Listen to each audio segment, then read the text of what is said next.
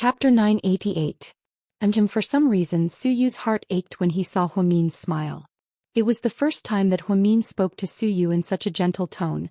She walked over to the cabinet, picked up the teapot and poured a cup of tea for Suyu. Try it. After drinking tea for so long I still think Westlake Longjing is the best. It's light and sweet. You're treating me so well? Suyu was surprised. Every time they saw each other they would fight. So when Huamin spoke to him gently he wasn't used to it. What's wrong?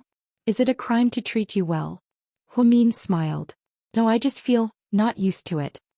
Suyu licked his lips, embarrassed. He didn't know how he got through yesterday. He didn't sleep well the entire night as he recalled Huamin's crazy state. It was as if something was stuck in his heart. He begged his old man 3 times before the old man agreed to send a military doctor over. He even used a blind date in exchange. He gave it his all. He did all this for Huamin. To him, Qin was just a love rival. He didn't care if Qin lived or died. However, he couldn't ignore Huamin. Based on yesterday's situation, if Qin died, Huamin would probably go crazy, right? How could he bear to see such a smart and cute girl go crazy? That's why people say that people are despicable. You'll get used to being mean to you, but you won't get used to being gentle to you. Stupid girl, are you insulting me in a roundabout way? But I won't lower myself to your level. Who told you to be sick? Huamin smiled and didn't say anything.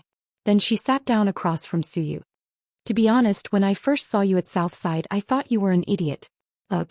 Suyu didn't know whether to laugh or cry at such a ridiculous comment. What happened after that? Suyu asked, obviously unconvinced. After that, my opinion changed a little. After a period of observation, I don't think you're an idiot. That's right. He said proudly. You are a complete idiot, Huamin said. Suyu. Damn it. Are you addicted to scolding people? Do you really think you can do whatever you want just because you're sick? Believe it or not, I'll throw you down the stairs. Suyu said on purpose. You must have scolded me for being arrogant the first time you met me, right? Huamin retorted. Yeah. I thought you were dressed like an auntie. The entire South Side is filled with uniforms and low-cut clothes. But you're the only one who's wrapped up like a dumpling. It's quite funny. Recalling the first time she met Huamin, everything seemed like yesterday. Suyu thought about it and actually thought it was pretty good back then. If he could turn back time he would think that the time when he was hospitalized at Southside was the fastest time he had ever had. Because he could argue with that stubborn little nurse, she even used her power to take revenge on him, taking his blood and torturing him in all sorts of ways. Suyu wasn't a literary person. When he first saw Naelin's If Only Time Froze when we first met, he didn't quite understand it. He thought that Naelin Chunbo was deliberately exaggerating, but now he finally understood. If only he and Huamin would always be the same as when they first met, how great would that be? He really wanted the time he spent alone with Huamin to slow down a little, just a little. He wasn't greedy and he didn't ask for much, that was all. Time is actually the most ruthless thing. It will inadvertently steal many precious things from us. I used to miss the time when I was young. When I was in school I thought that the monthly exams and all sorts of exams were stressful. Later when I entered society, I realized that everything is much more complicated than when I was in school. Exams are the simplest way. How can a genius like you feel stressed? Weren't you the top scholar in the middle school exams? Second high school razor blades specially recruited you? They waived all your tuition fees and even gave you a lot of scholarships, right? Tiu asked, amused. Huamin looked surprised. You know all these things from the past? Chapter 989. Yeah. I was interested in your past for a while, Suyu admitted generously. So you went to Oxin's for noodles? Huamin asked. That's right. But speaking of which, is that noodle shop really that good? Why do I feel like they're just so? Suyu always wanted to ask Huamin but he never had the chance. When he did he forgot to ask. It was rare for him to bring it up today. Who said I went there because it was delicious? But what's that? Suyu was confused. Because it's cheap, 2 yuan per bowl. The price hasn't changed for many years. You really want to shock me to death. Suyu felt like he was tricked by Huamin. He heard that Huamin loved to eat ramen from that restaurant, so he took Wei Liao and Tang Chuan there to eat. To be honest, he also felt that the taste was so. It wasn't as good as he imagined. But he couldn't say that, so he always emphasized to Tang Chuan and the others how delicious the ramen was. Tang Chuan and Wei Liao looked down on him, saying that beauty was in the eye of the beholder, while he was in the eye of the beholder. As long as Huamin liked it, he might even say that it was delicious. Of course, Tang Chuan was the one who said such tasteless words. It turned out that Huamin didn't eat there because it was delicious, but because of the price. He was really shocked to death. When I was in school, my family didn't give me much for living expenses. I liked all kinds of medical books, so I used my pocket money to buy them. When I didn't have enough money left, I went to that restaurant to eat ramen because it was cheap. Okay, you win. Suyu looked helpless. Huamian smiled and continued, after I graduated, I went to that restaurant to eat because I missed my lost youth. The past can't be brought back, but I can still miss it. So when I ate it, it was the taste of my youth. Cough cough. This time Suyu was embarrassed. He had never attended school in number 2 high school, yet he still wanted to eat there. Was it really not because he was following the crowd? I think, you might be the weirdest woman I've ever met in this world. Suyu sighed. Think so too. Huamin strongly agreed with Suyu. Suyu looked at Huamin. At such a close distance he suddenly felt very happy. Looking at her haggard and pale face, Suyu said, I'll ask my housekeeper to make some red date and lotus seed porridge tomorrow. You've lost a lot of weight recently and you don't look good. It's okay. My physical fitness is very good. I'll recover quickly. Alright, then you should rest. I'm leaving. I'll come and see you tomorrow. After speaking, Suyu got up to leave. Suyu, Faced with Huamin's sudden call, Suyu stopped in his tracks. Thank you. Don't be jealous. I've never helped anyone for the sake of thanking them, okay? That's vulgar. Suyu, this is for you. After speaking, Huamin took out a bullet shell from nowhere. What do you mean by this? I said I don't want it. After seeing the bullet shell, Suyu's expression changed slightly. No, I don't mean to return it to you. I have a favor to ask of you. Huamin looked at Suyu's face and said word by word, What do you want from me? Tell me. Suyu slowly took the old bullet shell. It seemed like this little thing was particularly heavy today. His intuition told him that Huamin was going to say something bad. This was a promise he made to her. He once said, Take it. One day you have a wish, come find me. As long as I can do it, I'll help you. It was as magical as Aladdin's magic lamp in Western mythology. So you could indeed do a lot of things. With this eggshell you could write a check for 100 million yuan. You could also ask Suyu to make you a superstar. You could ask for an expensive sports car.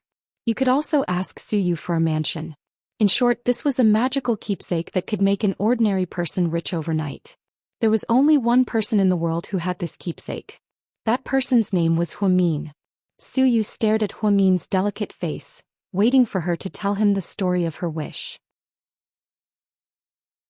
Chapter 990. After 3 seconds of silence, Huamin said word by word, Suyu, if I die, please forget about me. What? Suyu felt as if he had been electrocuted and couldn't move at all. If he wasn't hallucinating, he heard Huamin say, Suyu, if I die, please forget about me. You heard me right, that's what I said. Take the bullet back. Think about it later. Let me tell you, I have a lot of treasures in my villa. Pearls from the Qing dynasty, blue and white porcelain from the Ming dynasty, bronze swords from the Warring States period, jade pendants from the Western Zhou dynasty. You can pick any one of them and take it away. They are all better than this. Suyu thought Huamin was joking, so he wanted to give the bullet back. However, Huamin didn't reach out to take it. She looked at Suyu seriously. Do men keep their promises? Of course. Then promise me. He stuttered. You said that as long as you can do it, you'll fulfill all my wishes. But I can't do it. Suyu looked at her and replied sadly. Forgetting Huamin was too difficult for him. It was too cruel. You have to do it. Huamin stared into his eyes. The two of them were in a stalemate for a long time. Suyu looked up and controlled his emotions. Then he put away the bullet and said softly, Okay, I promise you. Huamin smiled slightly, but I don't think you'll die. If you die, I'll go to hell and find the king of hell. I'll beat him up and drag you back to the human world. Let's all rest well. Goodbye. Before Huamin could say anything, Suyu turned around and left. He didn't stay for a second longer. Sure enough, this was in line with Suyu's temperament. Even the King Yenluo of hell would be beaten to a pulp. After Suyu left, Huamin took off his hospital gown and changed into casual clothes. He wore a white cotton padded jacket and a pair of white snowshoes. Dr. Hua, are you going out? The young nurse happened to be delivering dinner. She was very surprised to see Huamin going out. Yeah, I miss my mom a little. But you haven't recovered yet. You can't move around. It's fine. I don't drive. I'll take a taxi. I'll be back in 3 hours. Don't worry. But the nurse was still hesitant. It's fine, don't worry. All right, don't tell anyone. If anyone comes, just tell them that I'm asleep. Thank you. After speaking, Huamin turned around and left. As Huamin's assistant, the nurse felt that she was very reliable, so she didn't think too much about it. Huamin did take a taxi home. When they got home, Yang Meong was just about to cook. Mom, I'm back. But weren't you traveling? Yang Meong was quite surprised. I was bored, so I came back early. Yeah, I don't understand why you guys are always traveling. It's the same everywhere. It's quite tiring. Yang Meong was very happy to see her daughter back. Mom, have you eaten yet? No, I'm just about to cook. What do you want to eat? I'll make it for you. No, I'll make it for you today. After speaking, Huamin took off his cotton-padded jacket, rolled up his sleeves and walked into the kitchen. What are you making for me? You're such a troublemaker. Although Yang Meong scolded him, she was quite happy on the inside. I'll make dumplings for you. Do you have meat at home? Yeah, we do. Then Yang Meong went to the fridge and took out some dumpling filling for Huamin. It's ready-made. That's great, put it here. Mom, you go in and rest. I'll do it. What's wrong with you? Why are you acting so weird today? Yang Meong felt that something was wrong, so she looked at Huamin strangely. I'm fine. I just wanted to make you dumplings. You've been cooking for me all these years. I want to give back to you and let you know that you didn't raise your daughter for nothing. After speaking, Huamin playfully kissed Yang Meong on the cheek. This kid, seriously. Yang Meong muttered as she walked out of the kitchen. She didn't see that the moment she walked out of the kitchen, Huamin's tears fell like rain. Mom, thank you for raising me for 24 years, she whispered as she peeked at Yang Meong's back. Chapter 991. Huamin rarely cooked because her mother was a great cook. Now that she finally had the chance to cook, Yang Meong's heart was filled with warmth. She sat on the sofa in the living room eating sunflower seeds and watching TV. She felt very warm. Although she missed Jishin, she knew that he was safe in New Zealand, so she didn't think about him anymore. The only thing that worried Yang Meong was that Huamin still didn't have a baby. This had become her biggest worry. Huamin was a master at making dumplings. After a short while, she made 40 white dumplings. Then she boiled water and put the dumplings into the pot. Yang Meong was worried about her daughter, so she went back into the kitchen and stood behind her. Mom, why are you here again? I told you I don't need you. Huamin chuckled, trying to hide the sadness in her eyes. I'm worried that you won't make it right. I won't. Then you know how to cook them, right? Yang Meong looked at the boiling pot worriedly. I do, you've taught me many times. Open the lid and cook the skin. Close the lid and cook the stuffing. Only then did Yang Meong nod in relief. 10 minutes later, Huamin brought out 2 plates of steaming dumplings and placed them on the table. Mom, it's time to eat. Yang Meong washed her hands and sat down quietly with Huamin. If only Jishin was home, Huamin suddenly said, a little lonely. Him? If he's home, we'll have to make 30 more dumplings, okay? He eats the most. Yang Meong smiled. Huamin helped her mother mix the garlic sauce and put a dumpling in a bowl. Mom, try it and give me a good review. Yang Meong lowered her head and took a small bite, then carefully chewed. How is it? How is it? Huamin asked playfully. It's okay. Huamin smiled. She knew that her mother was not the kind of person who liked to praise others. As long as she said it was okay, it was a very high evaluation. You too, you should eat more. You don't look well, are you too tired recently? Yang Meong's heart ached as she looked at her daughter. No, it's pretty good. Huamin lowered her head and ate very slowly. In fact, she felt very uncomfortable at the moment.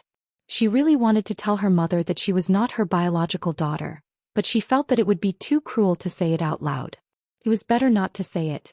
If he couldn't survive tomorrow, then he would just bury this secret for the rest of his life. At this thought, Huamin raised her head and smiled at Yang Meong with tears in her eyes.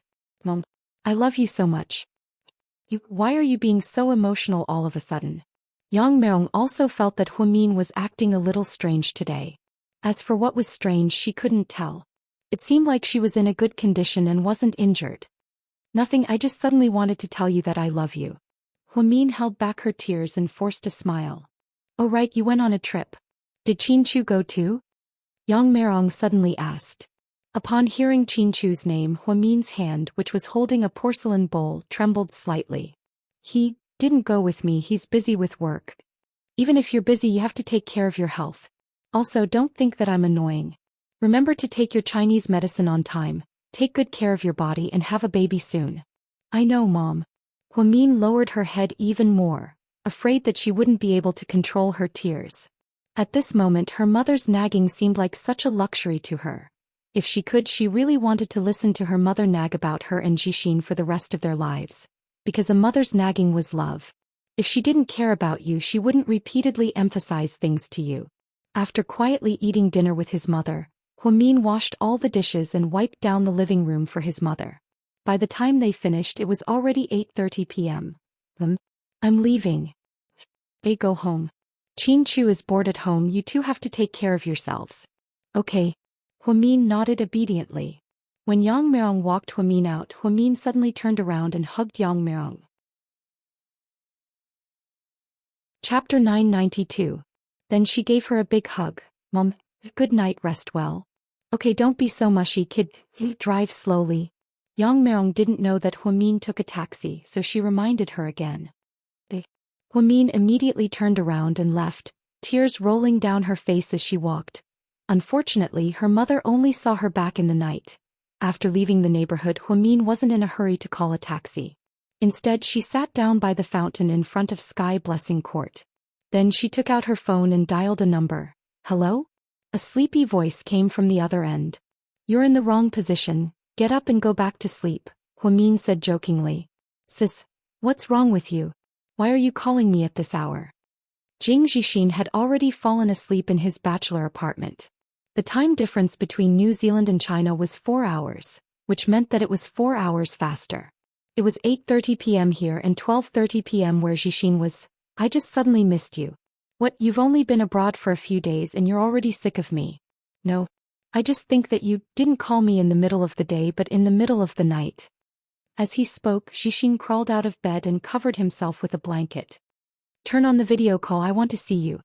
Huamin smiled. Then Jixin hung up and video called his sister. What the, you're dressed as a polar bear, what are you doing? Jixin was shocked when he saw Huamin. His sister was wearing a cute little jacket that very few people like to wear these days. She even pulled up the hood of the jacket and put it on her head. She was dressed as a polar bear. I just had dinner with Mom and was bored, so I video called you. I was wondering why you looked so familiar. So you're at the entrance of our neighborhood, Jixin said with a smile. How have you been? Do you have a lot of homework? Are you tired? Not much, I'm very free. The education here is different from China. I don't have to memorize all kinds of exams all day. Our instructors value creativity more. It's good. Huamin nodded. When I left, he gave me a card with 1,000,000 yuan in it.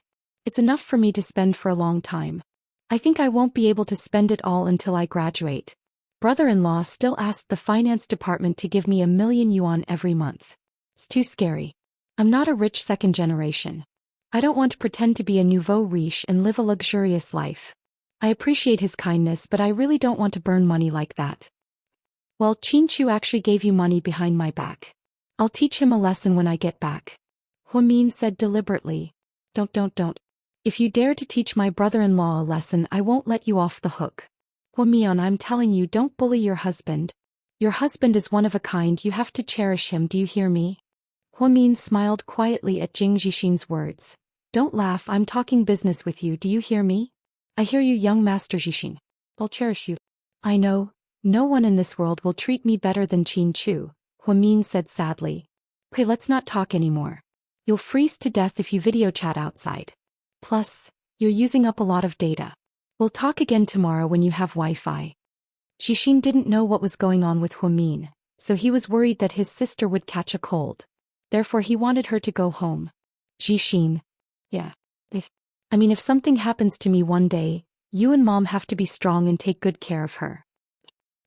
Sis, why are you saying such depressing things? Chapter 993. I was just making an analogy. You don't need an analogy. Sis, you'll live a long life and I'll take care of you when you're old. Even though I'll be 75 by the time you're 80, my love for you will never change, Jishin joked. Okay, that's all. Go to bed, I'm going home now. Okay, good night, sis. Jishin hung up, not knowing what was going on. Huamin sat at the entrance of the residential area, crying again. Today Huamin became a crybaby. In the past she rarely cried because she was prone to tears and had a cold personality. But today for some reason she felt that she was already blessed to have so many people by her side.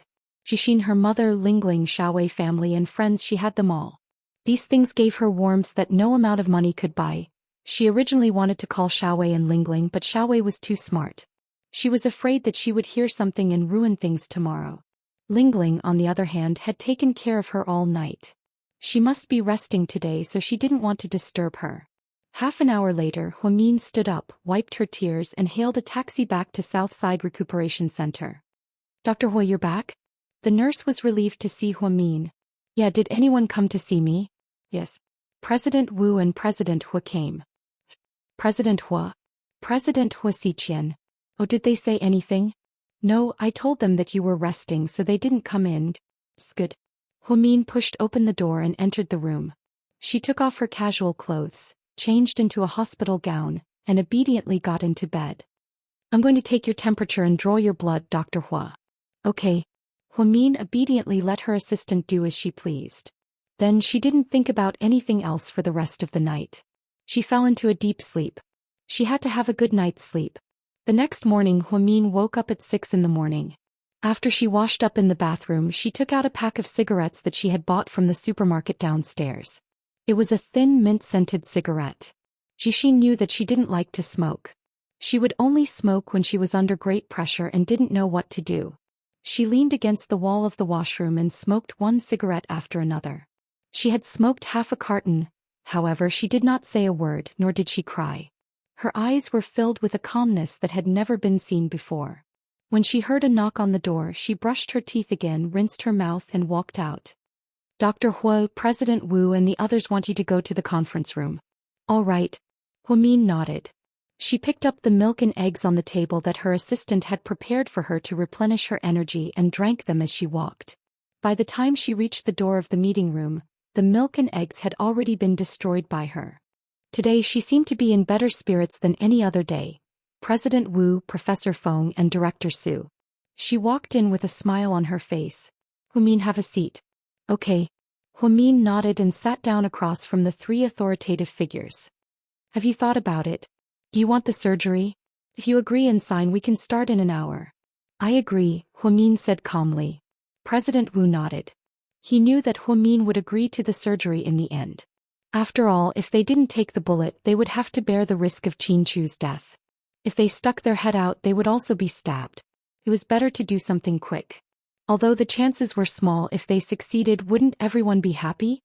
President Wu, but I have a condition, Huamin added. Okay, go ahead. Huamin glanced at the three old men's weathered faces and said seriously, I want to participate in this surgery and be the chief surgeon. What? President Wu was completely stunned. Director Su and Professor Feng were also surprised. They did not expect Huamin to make such a shocking request.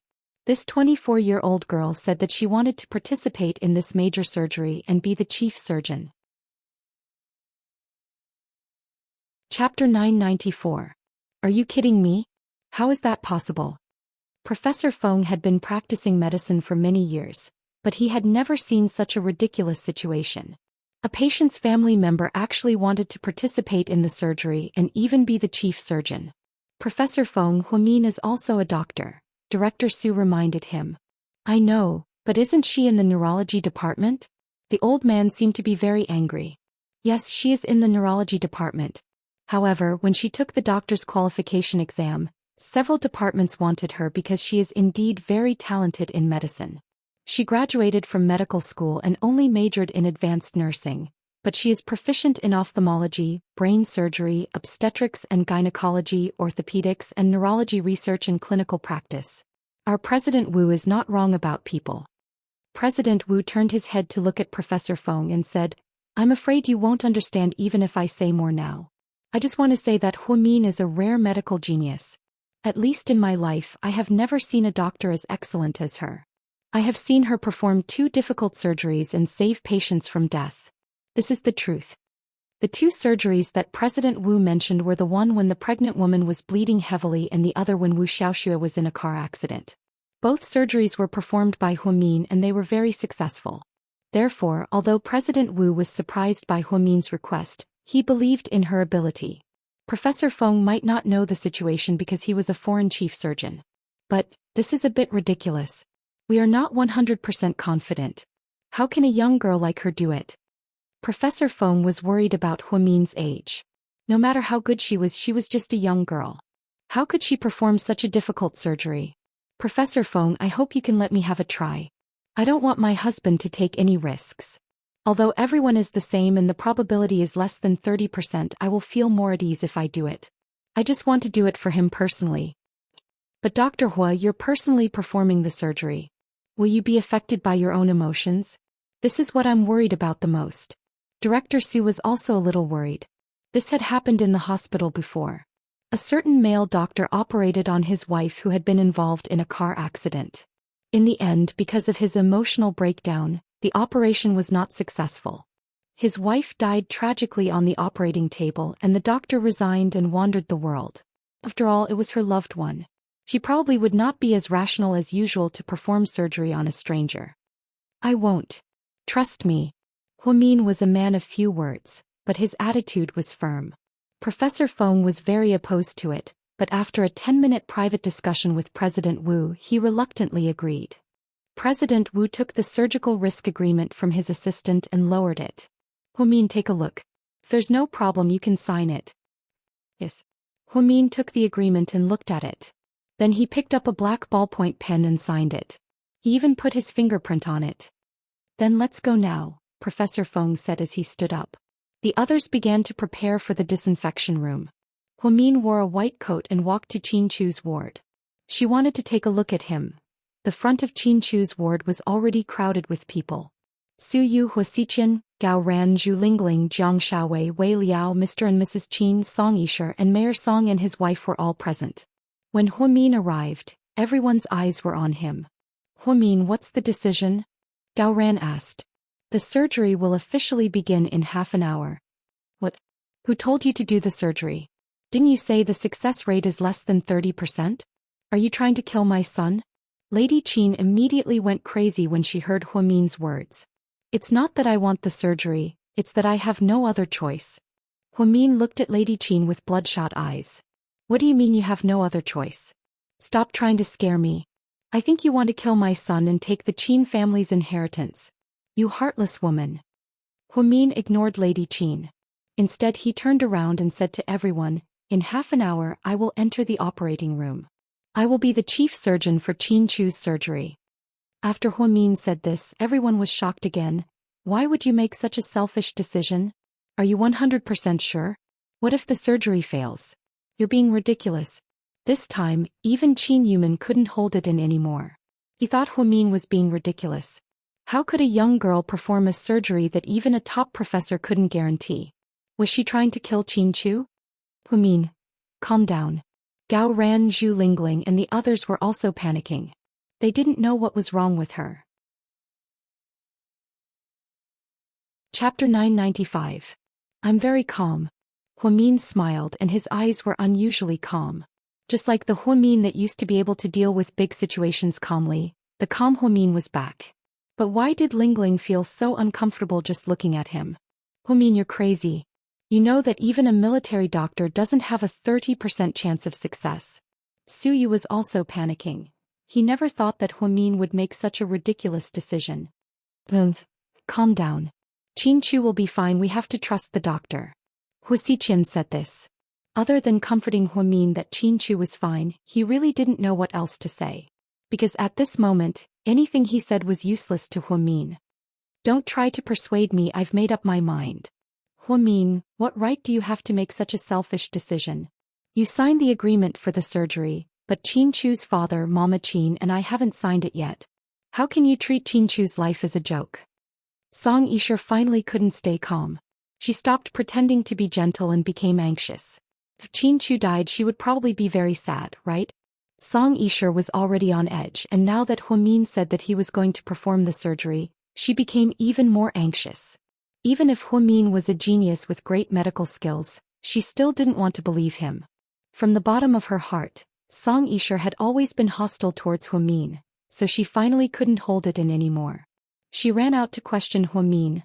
I have the right to sign the agreement. I'm his wife. Who do you think you are? Huamin glared at Song Yisher and said word by word. Even if you are his wife, you can't be so willful. Shouldn't you discuss such a big matter with everyone? Hubby is mine.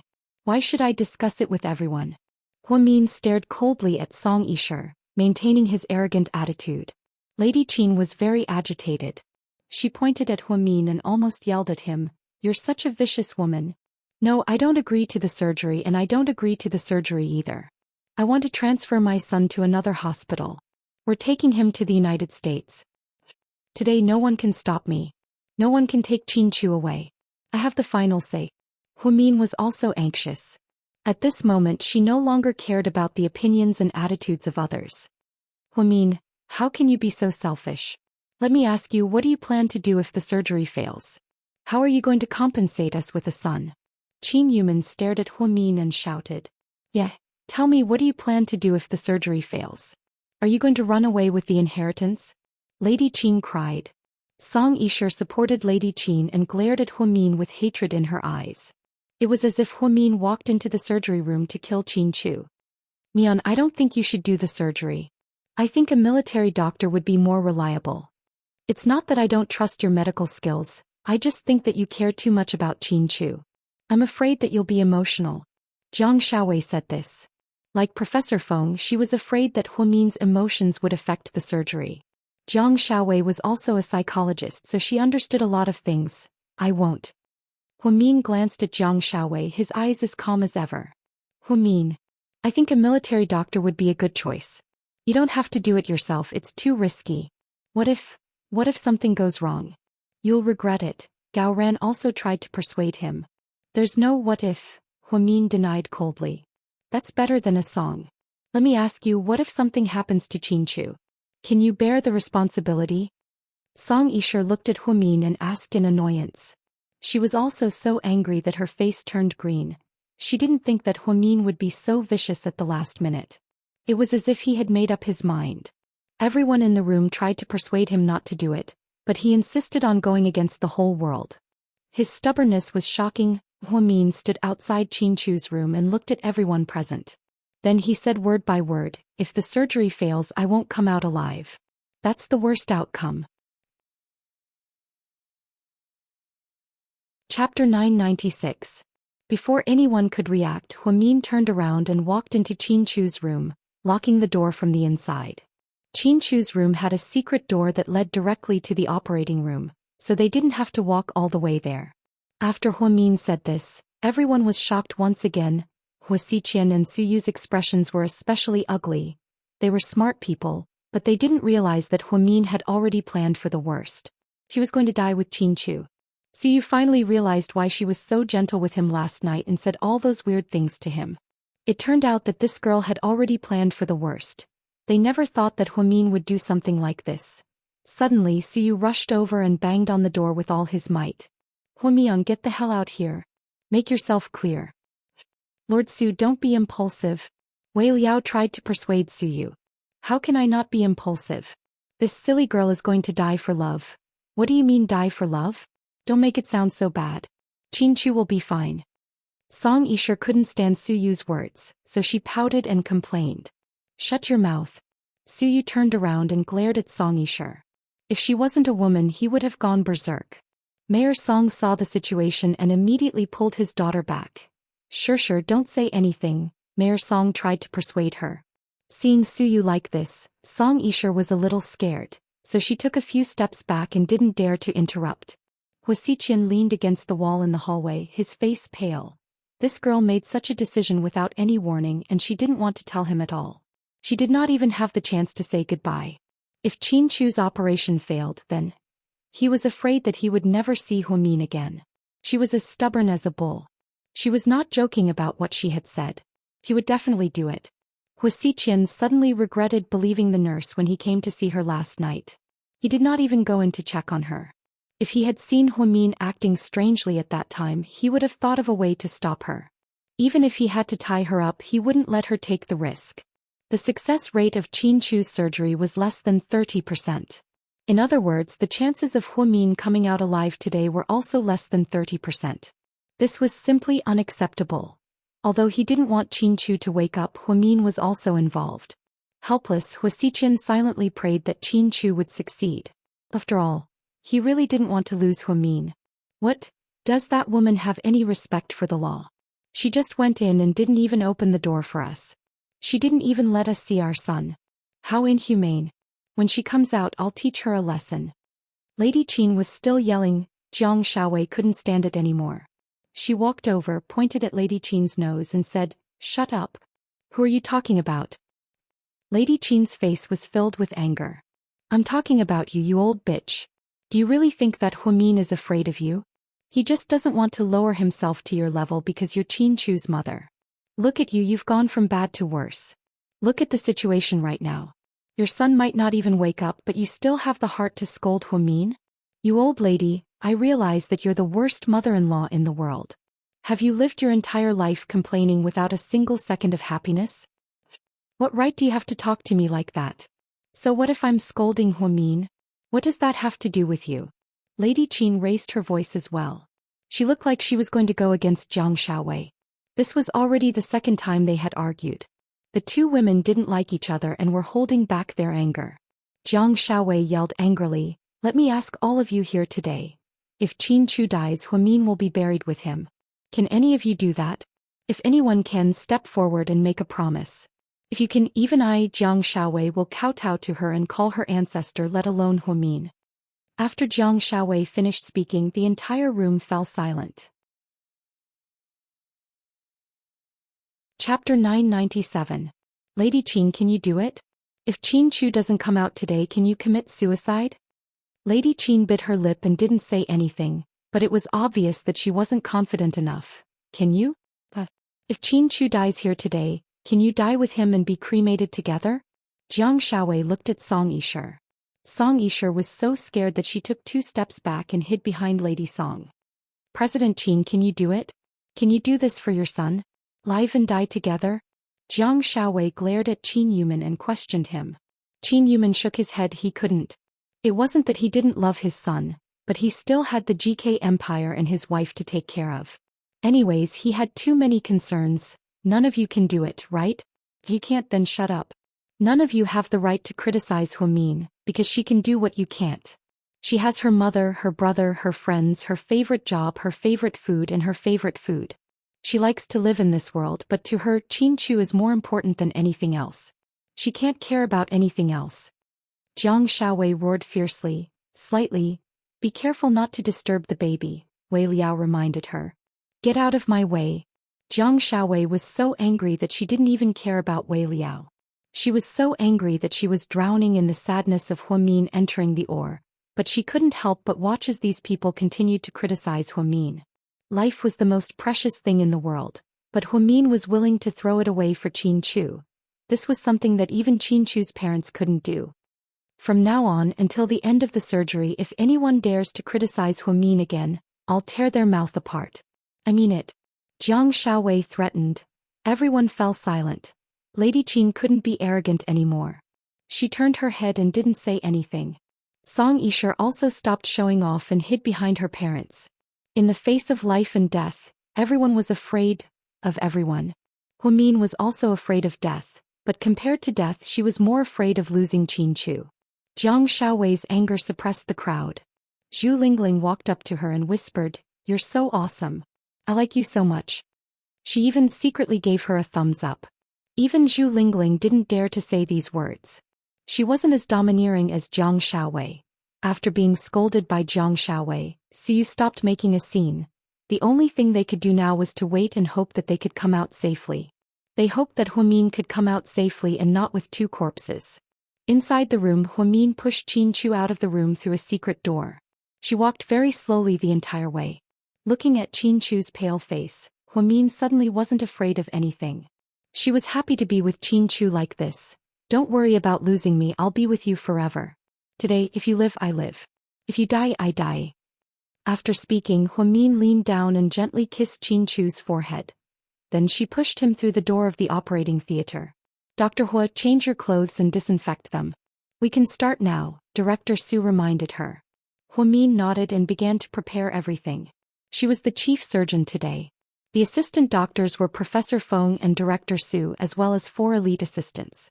Huamin looked at the cold scalpel in her hand that was sparkling. She thought that if Qin Chu was declared brain dead after the operation failed, she would immediately stab him in the heart. As a medical student, she knew all too well where she could kill with one stab. After preparing everything, she slowly walked to the operating table. Let's begin, Professor Feng announced. Huamin's hand, which was holding the scalpel, began to tremble slightly. She never thought that one day she would be able to operate on the man she loved. What kind of immense pressure was this? Chapter 998. At 7:30 a.m. the surgery officially began. Everyone outside the OR waited anxiously, their hearts filled with unbearable torment. Suyu was restless. He bit his fingers and rubbed his forehead. Hua Xiqian, on the other hand, looked calm on the surface. He was playing games on his phone the entire time. He tried to distract himself, but his heart was in turmoil. Jiang Xiaowei was in a bad mood. She sat on a chair in the hallway and didn't say a word. Slightly, do you want some water? No. Then do you want to eat something? I'll go buy some fruit. No. You're pregnant. You can't hurt yourself like this.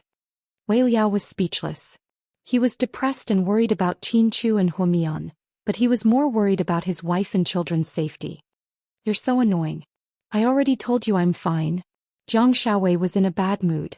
All these years Huamin was her only good friend. Although they hadn't known each other for a long time, they got along well. Therefore she was extremely frustrated, especially when she saw Huamin make such a big sacrifice. She cried a few times. Zhu Lingling gritted her teeth and hid at the end of the hallway to smoke by the stairs. Her addiction to smoking was much worse than Huamin's. Huamin only smoked when he was sad, while she smoked when she stayed up late. Gao Ran suddenly walked up from behind her. He snatched the cigarette from her hand, threw it on the ground and stomped on it. People who smoke often have black lungs. So what? They'll die young. No one can live to be 100 years old, so what's wrong with dying young? Zhu Lingling gave up on herself. I know you're sad, but don't be like this, Gao Ran comforted her. Stupid cop, do you think they'll come out? Zhu Lingling asked in a trembling voice. I think so. Gao Ran was also upset, but he still hoped that Qin Chu and Huamian would be fine. But why do I feel so worried? My heart has been hanging in the air. It's as if there's no place to rest. Zhu Lingling pointed to her chest. Tears casually rolled down her cheeks. Seeing Zhu Lingling crying, Gao Ran felt very uncomfortable. He took out a tissue and gently wiped her tears. Don't cry. I believe they'll be fine. Zhu Lingling couldn't hold it in anymore. She threw herself into Gao Ran's arms and burst into tears. Gao Ran, I feel terrible. I can't imagine not being able to see Huamin again. I've known her for so many years. I really can't accept this. I understand everything. Gao Ran gently hugged Zhu Lingling and patted her back, trying to make her feel better. On the other side, Mr. and Mrs. Qin also looked sad. After being scolded by Jiang Xiaowei, Lady Qin didn't say anything else. Sure, let's go first, Lady Song suddenly said in a low voice. Mom, the surgery isn't over yet. Song Yisha didn't understand why her mother wanted to leave at this time. Lady Song glanced around and found that no one was looking at her. She leaned over and whispered in Song Yisha's ear. I know a Taoist priest who said that when a person dies, wherever his last breath lands, it will be bad luck. Whoever it lands on will be unlucky for a year. I think Qin Chu is doomed this time. His wife probably won't make it either. Let's go first. Otherwise, if the surgery fails and he comes out to say his last words and then dies, it'll be bad luck for us. Mom, how can you do this? Song Yisha looked at her mother in disbelief. She actually cared about these things, and was superstitious about them. Silly girl, I'm not afraid, but you can't. You're not married yet, so I can't let you be unlucky. Go. With that, Lady Song pulled Song Yisha out. Mrs. Qin looked at the mother and daughter in surprise. More than an hour had passed in the operating room. They finally reached the critical part of the bullet. She looked at Dark Red's heart, which was beating vigorously. The fatal bullet was at the edge of the heart, and the two sides were connected to the blood vessels. Humin, let's do it. We don't have much time, Director Su reminded him. Humin picked up the scalpel and carefully moved over, to gently touch the bullet. Be careful, don't touch the blood vessels. Professor Feng was so scared that he almost had a heart attack. Chapter 999. Humin was so nervous that her forehead was covered in sweat, and her assistant kept wiping her sweat. At this moment she no longer cared if the person lying on the bed was Qinchu or not. Even if it was a normal patient, this was a matter of life and death. How could she be so careless? Humin held a miniature scalpel and gently moved the bullet. Then she held a small pair of forceps with her other hand and gently held the bullet, slowly pulling it out. Although her movements were very gentle, it still affected the patient because the position was too sensitive. No matter who it was, no matter how good the doctor was, it would be the same. Humin stared at the bullet, then made up her mind and pulled it out. Oh no, there's a massive hemorrhage, Professor Feng shouted. Quick, give me the hemostatic forceps. The assistant handed the hemostatic forceps to Professor Feng, and the old man began to stop the bleeding. Oh no. Chief, the patient's blood pressure is soaring and his heart rate is abnormal. The assistant nurse was so scared that her forehead was covered in sweat, and her voice was weak. Report the data. Blood pressure 215, heart rate 179. Oh no. Hurry up and transfuse blood and oxygen. Director Su was also panicking.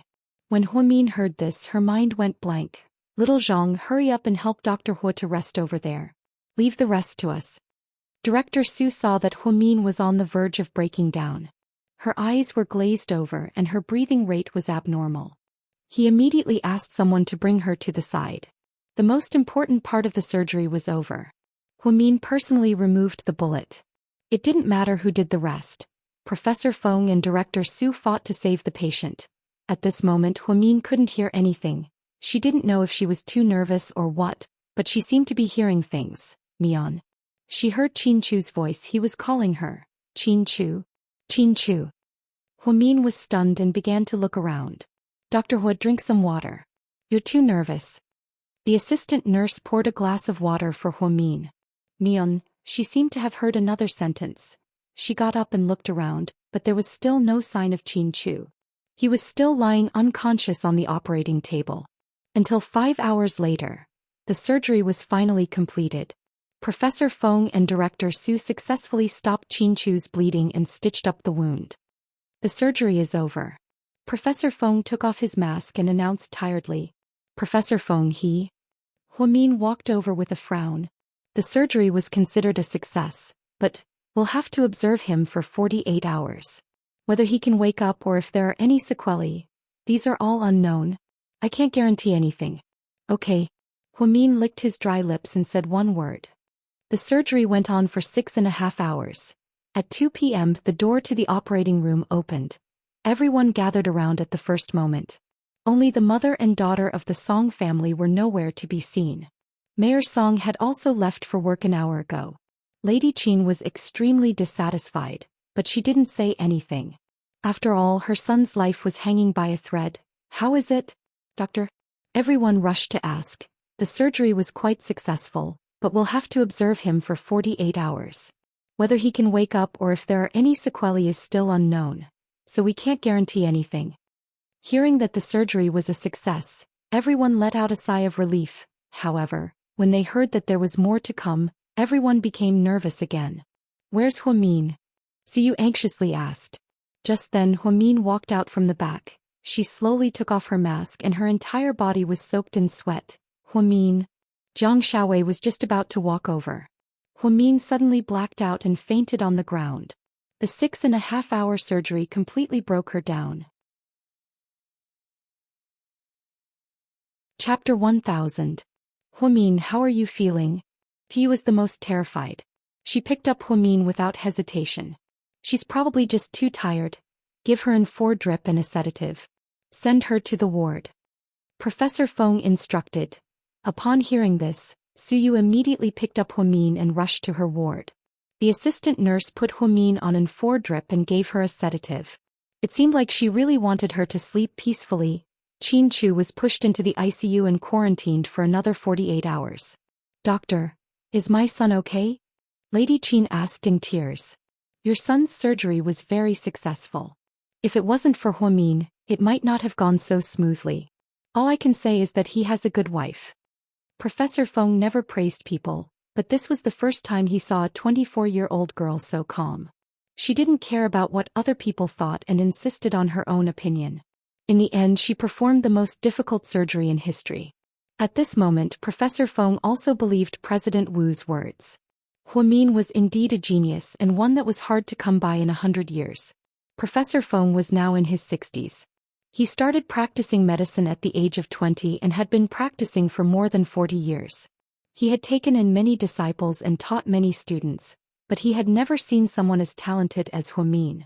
Not only was she talented, but she was also very talented. 24 years old. This age didn't match the calmness she showed during the surgery at all. Professor Feng, thank you for your hard work. The plane is ready. You can leave in an hour. President Wu personally escorted Professor Feng out.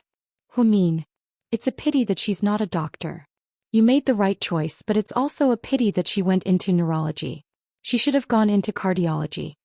Professor Feng sighed. What, you want to steal her from me? President Wu laughed heartily. When she wakes up, you can ask her if she's willing to come to Jingdu to be a military doctor, Professor Feng said kindly. There's no need to ask. She definitely won't leave. This is her hometown. There are many people and things that she cares about. Professor Feng nodded. If I run into any problems in the future, you can lend me Huamin. That child is incredible. No problem. Thank you for your hard work, Professor Feng. After President Wu finished his conversation with Professor Feng, he returned to Qin Chu's ward. Now, only the couple from the Qin clan were left in front of Qin Chu's ward. Everyone else went to Huamin's ward because they knew that Qin Chu seemed to be fine for the time being. Now the pitiful one was Huamin. He had to bear a lot of pressure to complete the surgery. President Wu, when will my son wake up? Qin Yuman asked in a heavy tone. I'm not sure yet, but don't worry. If even Professor Feng said that the surgery went smoothly, then it really went well. The rest is up to him to recover. I'm sure he'll wake up. My son, he's very persistent. Qin Yuman looked at Qin Chu in the ward and felt very sad. The truth is, I have no right to interfere with your family matters, but I want to tell you that Huamian is a good girl. There's an old saying that goes, heaven and earth are our witnesses and the sun and moon are our witnesses. You really shouldn't have treated her like that. I don't think any of you have the courage that she has. You have no idea what kind of pressure she's under. I just heard from Director Su that Huamin had a nervous breakdown after the bullet was removed in the operating room. She was in a trance and even had auditory hallucinations. I really pity this child. After hearing President Wu's words, the couple from the Qin clan fell silent. Lady Qin didn't seem to mind, but Qin Yuman felt a little guilty. We'll reflect on it. Qin Yuman regretted his attitude towards Huamin. Now that my son is fine, she's fine too, right? Lady Qin said unwillingly. Then you should know that if something happened to Qin Chu, you wouldn't have seen Huamin come out alive. President Wu said in a heavy tone. Inside Huamin's ward, Su looked at Huamin's pale face and felt as if someone had stabbed him in the heart. I've seen so many women, but I've never seen one as heartless as you. You're a cold-blooded animal. Su cursed at Huamin. She would never know what kind of torture Su went through in the past 6 hours. Chapter 1001. He would rather go to the battlefield and fight a real war than go through another 6 hours like this. It was as if his heart was being whipped at every moment. The phrase living a life worse than death probably described how he felt during these 6 hours. Is Huamin okay? Zhu Lingling and Gao Ran walked in as well. They were worried when they saw Huamin suddenly pass out. She's fine, didn't the doctor say that she's very tired? She's just very nervous and tired, Gao Ran comforted her. Jiang Xiaowei and Wei Liao walked in as well. Hua Xiqian followed closely behind, but he didn't say anything. He seemed to be very quiet today. Seeing Huamian sleeping soundly on the hospital bed with a haggard expression, everyone felt their hearts ache. The silly girl. I don't think there's anyone as silly as her in the world. Jiang Xiaowei was both angry and heartbroken. She's not silly, she's just too stubborn. Once she's set on something, no one can change her mind. She's terrifyingly stubborn. Zhu Lingling added, thank goodness Qin Chu is fine, or else we might have lost her today. Jiang Xiaowei let out a sigh of relief. Let's all go back and let her rest. She's been sedated, so she won't wake up anytime soon. There's no point in us staying here, Gao Ran advised. Everyone stood up and nodded. Only Su Yu didn't want to leave. Lord Su? Wei Liao kindly reminded him. You guys go first, I'll stay here with her. Su Yu didn't want to leave. No one knew how much he cherished the time he had with Huamin. Hey, you should go back early too. You must be tired after a day. Over the past few days, Qin Chu and Huamin's incident, no one had a good night's sleep. They ran to South Side many times every day. Even Jiang Xiaowei, a pregnant woman, came in the morning, at noon, and at night. Wei Liao was worried that his wife might have a miscarriage. After everyone left, Su Yu quietly accompanied Huamin. The afternoon sun shone on Huamian's pale face, giving it a faint glow. Su Yu got up and closed the curtains a little, afraid that she would be exposed to the sun. Then he sat down quietly on the chair beside her bed and looked at her quietly. It was as if he couldn't get enough of her. The military doctor said that Qin Chu was still in critical condition and that there was still 48 hours of observation left. However, since the surgery was successful, Qin Chu should not have any accidents. This meant that once Qin Chu woke up, this matter would be over, and he would no longer have the right to run around South Side to take care of Huamin. Therefore he greedily wanted to stay a little longer, look at her more, and spend more time with her. It was better to be quiet like this. Su Yu felt like he was living like a madman. He actually didn't ask for anything in return and only gave silently. More than an hour passed and the sky gradually darkened. Seeing that it was about time, Su Yu got up and prepared to leave. Before he left, he took off the bullet shell again and placed it beside Huamin's pillow. His movements were very gentle, for fear of waking her up. He said, "You're not dead, so I can't forget you, so this promise doesn't count. So, I'll still return the bullet to you." After he finished speaking, he looked gently at Huamin and smiled. "Silly girl, sweet dreams." Then Su Yu left reluctantly. When Huamin was at her weakest, when Qin Chu's life was hanging by a thread, Su Yu, his love rival, didn't take advantage of the situation.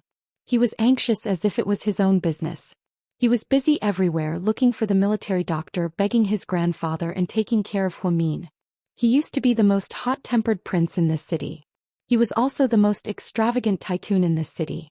But because of such an ordinary woman, his life quietly changed. If he hadn't met Huamin, he might not have known what it felt like to love someone. If he hadn't met Huamin, he might not have known what it felt like to yearn for something but not be able to get it. If he hadn't met Huamin, he wouldn't have known the pain of lovesickness. If he hadn't met Huamin, he wouldn't have known that one day he could love someone to the point of madness. If Huamin didn't come out today and died with Qin Chu, he couldn't imagine what he would do. He didn't dare to think about it. Su Yu walked out of South Side lonely. He got into the black Lamborghini 6th Elemental and drove away. Huamin woke up 12 hours later. It was past 2 in the morning, not even 3. "Dr. Hua." The assistant nurse heard the sound and got up in a daze. "Where's Qin Chu?" The first thing she said when she woke up was still Qin Chu. Chapter 1002. "Dr. Hua, don't worry. Your husband is fine and the surgery went smoothly. He's currently in the ICU for observation. Director Su said that he'll be under observation for 48 hours. If he wakes up, he'll be fine. I'll go take a look." Huamin struggled to get up, however she felt dizzy. "Dr. Hua, you're exhausted. I suggest you rest more. It's still early, why don't you sleep a little longer?" "Oh, I want to see Qin Chu." Huamin stubbornly got up and ignored the assistant nurse beside her. She held onto the wall and walked towards the door step by step. The assistant nurse's heart ached when she saw Dr. Hua like this. She couldn't even walk properly, yet she was still worried about her husband. It seemed like she really loved him. Outside the ICU, Huamin put on her scrubs and gently pushed open the door.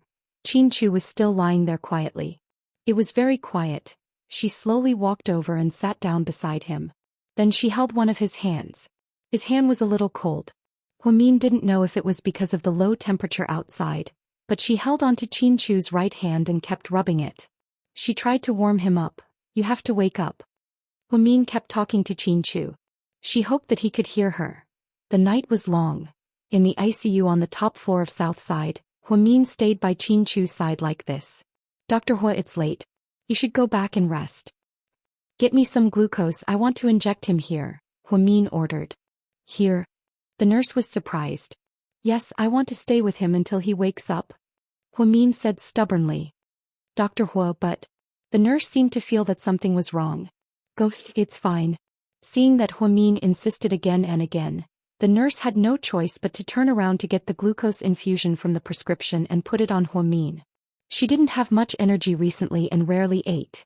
Her physical strength was seriously lacking. Glucose was the only way to quickly replenish his energy. However, this method was a little torturous. After all, it required acupuncture. After the assistant nurse left, Huamin leaned his face against Chin-Chu's hand. She gently kissed Chin-Chu's slightly cold hand with the corner of her mouth, and a part of her heart softened. The moonlight shone through the window as she sang softly. You are my angel, the angel that protects me. From now on I have no sorrow. You are my angel, my happy angel. Since then I have learned to fly. Only after flying through the impermanence of the human world did she understand that love was a treasure. No matter what the world had become, as long as there was you, it would be heaven. Like a child relying on a shoulder, like tears relying on a face, you are like an angel giving me dependence, giving me strength. Like a poet relying on the moonlight, like a dolphin relying on the ocean, you are an angel, my first and last heaven. Huamin really liked Mayday's songs. When she heard Angel years ago, she thought, wow, what beautiful lyrics. The lead singer must have fallen in love with a girl and wrote such a beautiful song with such a beautiful melody. She felt that this was the perfect time to sing it to Chin-Chu. He was her first and last heaven. Without Chin-Chu, there would be no beautiful world for her to speak of. Honey, stop singing, you're out of tune again. A feeble voice murmured. Huamin suddenly got up. Her watery eyes were wide open and she was ecstatic. Honey, you're awake? This was probably the most emotional moment she had been in the past few days. Chapter 1003. Honey, it's so good to see you. Chin-Chu slowly opened his eyes. His voice was still weak. He seemed to have had a very, very long dream. He dreamt of his youth and those inexperienced memories. He dreamt of the school opening ceremony. He dreamt of the genius girl with short hair who wore a camouflage uniform. He dreamt of her smiling under the sun. He dreamt of her saying to him, Chin-Chu, if I choose someone, I'll be with him forever. So, do you dare? He had such a long and sweet dream, and now he was finally awake. Being able to see Huamin as soon as he woke up was already the greatest comfort for Chin-Chu.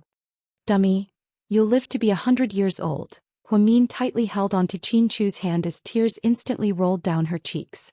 Her tears fell like pearls from a broken necklace.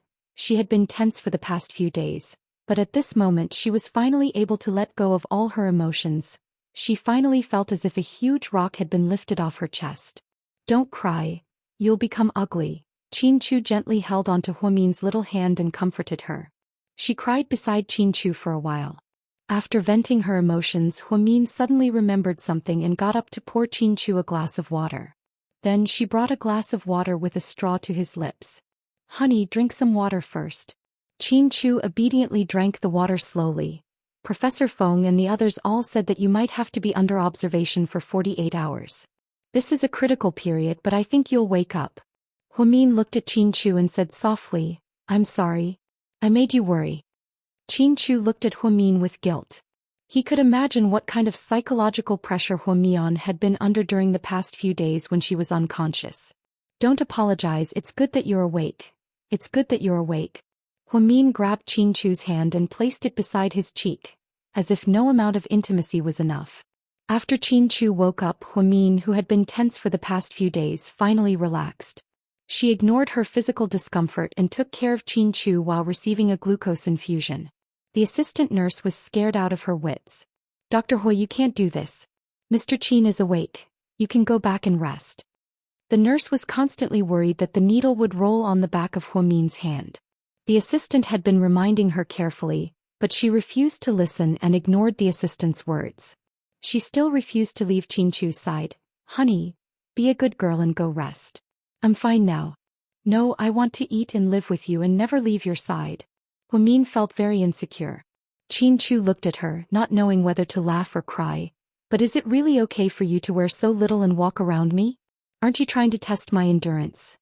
Upon hearing what Qin Chu said, Huamin's face immediately turned red. Come on, you're still thinking about this at a time like this. Can you please be a good girl, go back and rest? Seeing that Huamin was overworked because of him, Qin Chu couldn't bear to see her like this. He kept trying to persuade her to go back to her room. But, no, I'm going to stay here. What? Are you going to bite me? Huamin was completely shameless. Even if Qin Chu chased her away, she wouldn't leave. She even acted like a pervert in the end. But was Mr. Qin someone who would be scared? Okay, you said it yourself. After speaking, before Huamin could say anything, Qin Chu suddenly looked up and bit her lips. She was caught off guard. Dr. Hua, you guys go back to work, I'm going to go now. The assistant nurse was scared out of her wits. She immediately covered her eyes and ran out of the room. The kiss lasted for 2 whole minutes, from domineering to clingy, from reckless to gentle. It seemed like a long process. Originally, Huamin thought that since they were an old married couple, she wouldn't be shy anymore. However, she still felt her heart race. After a long time, Qin Chu finally let go of her and leaned back on the pillow. You're acting like a pervert as soon as you wake up. You're so shameless, Huamin said with a red face. Can't I kiss my wife? Mr. Qin came back to life and was still as arrogant as ever. Just then, someone pushed open the door and walked in. Qin Chu just woke up and you're already acting all lovey-dovey with him. Is this really okay? A hearty laugh sounded. Qin Chu and Huamian immediately turned around. Chapter 1004. It wasn't even 6 in the morning yet, but Gao Ran was already here. How miraculous. Why are you here so early? Qin Chu asked him. I was on duty at the police station when I heard from the hospital that you woke up, so I immediately rushed over. I didn't think that you two would put on such a lovey-dovey show for me. Gao Ran was in a great mood. Although he wasn't as sad as Huamin that Qin Chu was in a coma, he was still very worried. Now that he heard that Qin Chu had woken up, he was instantly overjoyed. He didn't even eat breakfast early in the morning as he sped all the way to South Side. Huamin stood up in embarrassment. Gao Ran pulled a chair over and sat down across from Qin Chu. How are you feeling now? Qin Chu smiled. I'm back to full health. This is all thanks to your wife.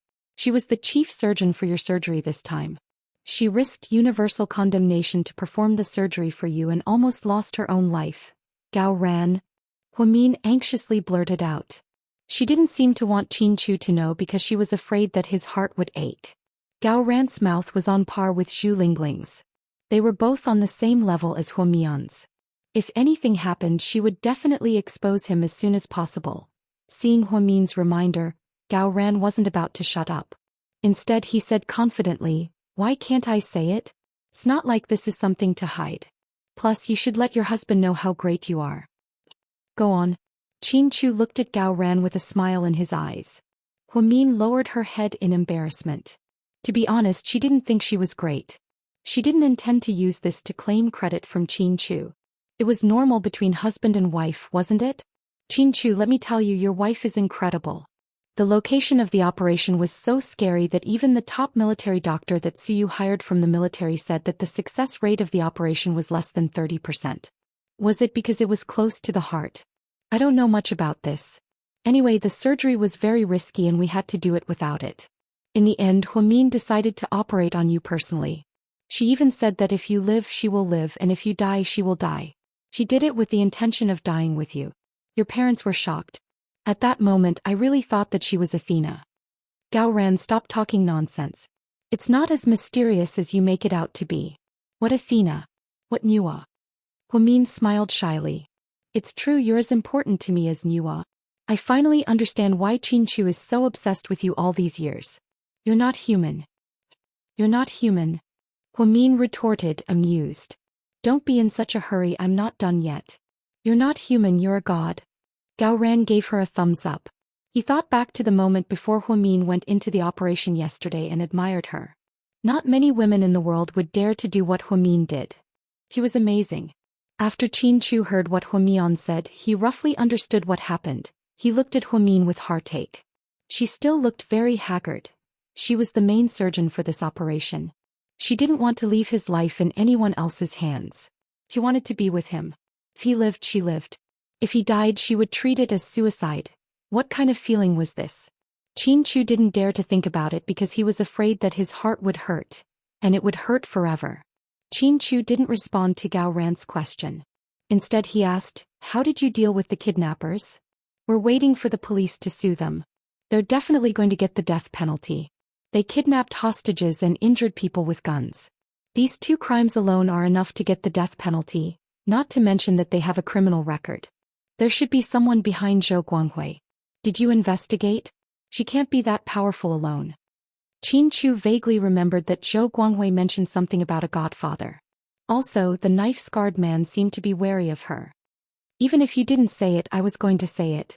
I really did find out. Guess who that person is?" Gao Ran asked mysteriously. Chapter 1005. Is it someone close to us? Qin Chu already had a suspect in mind. Gao Ran shook his head.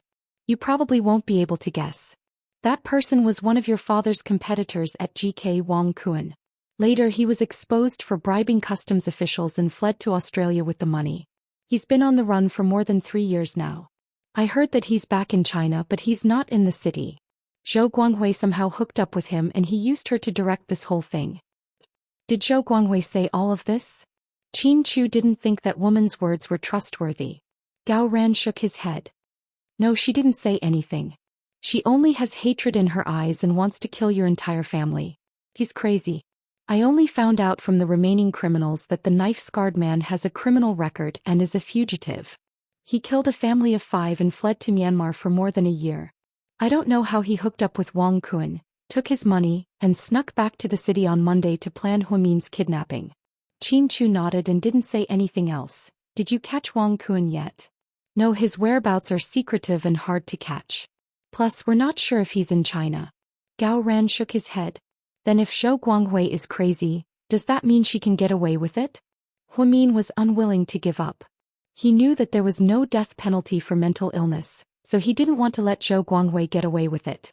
After all, Qin Chu was shot because of this incident and almost lost his life. Gao Ran shook his head. "No, there's no way she's pretending to be crazy.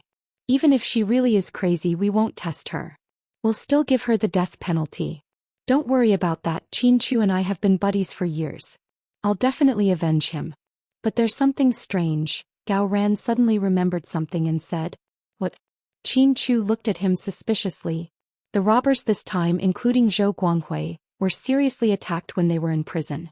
They were beaten very badly. Someone must have instructed them to do this. Otherwise, those prisoners would not be so agitated. I wonder whose idea it was." Gao Ran calmly analyzed the situation. Could it be Su Yu? Huamin didn't beat around the bush and asked directly. "I don't think so. If Su Yu did it, he would have killed them. He wouldn't just beat them up. You know Su Yu's temper. Who else could have avenged us?" Huamian was also confused. "Let's put this aside for now. There's no rush." Qin Chu didn't really want to know who did this. You don't have to worry about the city bureau, I'm here," Gao Ran comforted him. Gao Ran stayed for a while and even got a free breakfast before he left.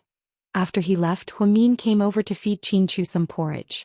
"Honey, open your mouth." "Ah," Qin Chu laughed. "I'm your husband, not your son.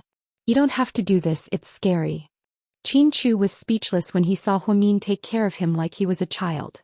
At this time, the Qin clan couple and Song Yisher came in, so Huamin didn't care. He continued to feed Qin Chu spoonful by spoonful. Qin Chu cooperated and ate his porridge in silence. Ahem. Lady Qin coughed twice as if she wanted to remind them. Mom. Qin Chu was the first to speak. "Son, I'm glad you're awake. How do you feel?" Qin Yuman and his wife walked over. Huamin placed the bowl of porridge on the cabinet and turned around to leave. She knew that the Qin clan couple didn't like her, but she didn't like them either. When Huamin walked to the door, Song Yisher suddenly said, "Huamin, thank you for the past few days." Huamin, who was about to leave, immediately stopped in her tracks. She frowned slightly and turned around to glare at Song Yisher. Chapter 1006. What did Miss Song say? Huamin looked at Song Yisher with a smile, as if she really didn't hear what Song Yisher said. I said, "Thank you for your hard work these past few days," she repeated. Haha, you make it sound like I'm an outsider and you're Chin Chu's wife. Huamin chuckled. But I really didn't mean that. Please don't misunderstand me. Song Yisher waved her hands and explained to Huamin. Are you sure you didn't do it on purpose? Are you telling the truth? Do you dare to swear? If you're lying, won't you die a horrible death? Huamin challenged. Song Yisher's expression turned ugly. She was clearly put in a difficult position by Huamin's words. Sure.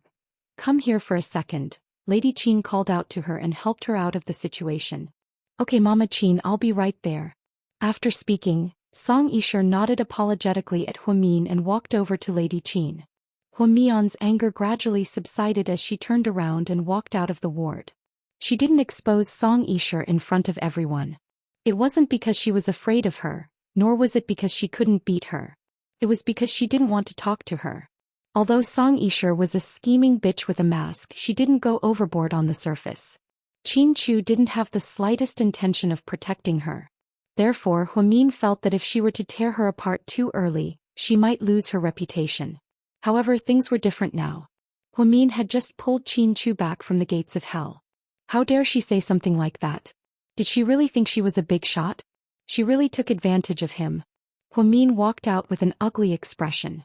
She decided that it was time to deal with Song Yisher. Otherwise, that woman would really think that she was a pushover. Did she really think that she was a stupid woman and treated her like an idiot? After taking care of Chin Chu for so long, she said that it was hard work. Who is she? Did she have the right? Huamin lowered her head and sneered. Chin Chu lay on the hospital bed. He still didn't look very good. He had just woken up and his energy hadn't recovered. Chu, leave the company to me. Don't get distracted, just focus on your recovery, Qin Yuman said in a serious tone. Slightly Chin Chu nodded his head. Son, I was so scared this time. I don't even dare to think about what your father and I would do if something happened to you. As Lady Qin spoke, she began to cry again. Mom, I'm fine now. Don't get angry. Leave the rest to Huamin. She's very good. I'm sure I'll be fine. Huamin. Although she's a little stubborn, she really wants your best interests. We've only just met her this time. It's really hard on her, Qin Yuman reflected. Just then Lady Qin pulled Song Yisher over to the bedside. Song Yisher looked at Chin Chu shyly. She thought that Mama Qin wanted to create an opportunity for them. To her surprise, Mama Qin suddenly asked in front of Chin Chu, Sure, yesterday. Why did you leave early? You didn't even finish the surgery. Lady Qin seemed to be taking responsibility for Huamin's actions. Song Yisher's expression changed slightly when she heard this. She immediately explained, Oh, Mama Qin, the thing is, at the time we were all very worried about Chin Chu's safety. My mom's not in good health to begin with and she was overly nervous. So my mom felt that her heart wasn't feeling well. I took her to a place to rest. Later it was getting late, so I drove her home. Really? But why did I hear her say something about life and death? Did she think that Chu was dead for sure? So she left early? Lady Qin asked unhappily. Although Lady Qin didn't hear what Lady Song said clearly, it definitely had to do with Huamin's life and death. She could tell from her expression that it wasn't anything good. Chapter 1007. No, Mama Qin, you heard wrong.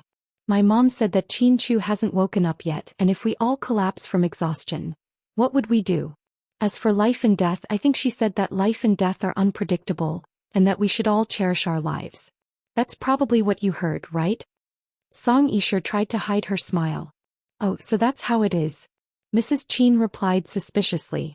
Just then, Song Yisher looked at Chin Chu on the hospital bed and smiled shyly. Chin Chu, I knew you'd be fine.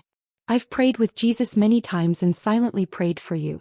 I'm sure God will protect you. Chin Chu glanced at Song Yisher's face and said awkwardly, Thank you. Son, after your discharge, take Huamin home with you. Your mom and I have decided to apologize to her. You can only see the truth in a life and death situation. Huamin has suffered a lot. You almost died and she went with you, Qin Yuman suddenly said. Song Yisher's face fell upon hearing this and her fingernails dug into her palms. Mom, Dad, you finally thought it through. Your dad wants to apologize. I don't want to apologize. I'm already so old. It's like a slap in the face. Lady Qin seemed embarrassed. The truth is, it's fine as long as you don't hate her anymore. Mion. Although she looks cold on the surface, she's actually a very nice person. She'll remember anyone who treats her well. It's not what you think.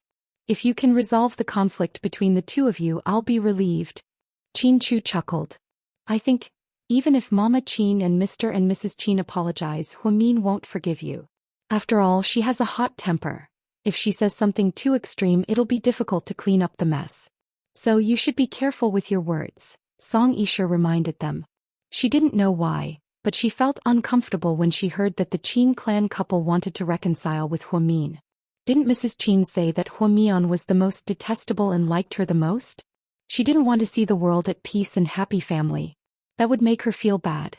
How come you seem to know Huamin better than I do? Are you close to her? Qin Chu turned his head and sneered at Song Yisha. This woman was disgusting. He was talking about family matters with his parents, but she was trying to butt in. Oh, no, that's not what I meant. Qin Chu, you've misunderstood me. Huamin and I are friends. After interacting with her for a while, I realized that she has a strong personality, so I'm worried that she won't give face to Mama Qin and Mr. and Mrs. Qin. If that happens, you two won't be able to back down. Song Yisha felt that she might have gone a little overboard, which was why Qin Chu was unhappy. She immediately changed the topic and took back her words, and continued with her pretense. I know my wife very well. I don't want outsiders to worry about family matters. Qin Chu's words made Song Yisha feel like she had been slapped in the face. She stood behind Lady Qin and didn't dare to say another word. Qin Chu was too powerful.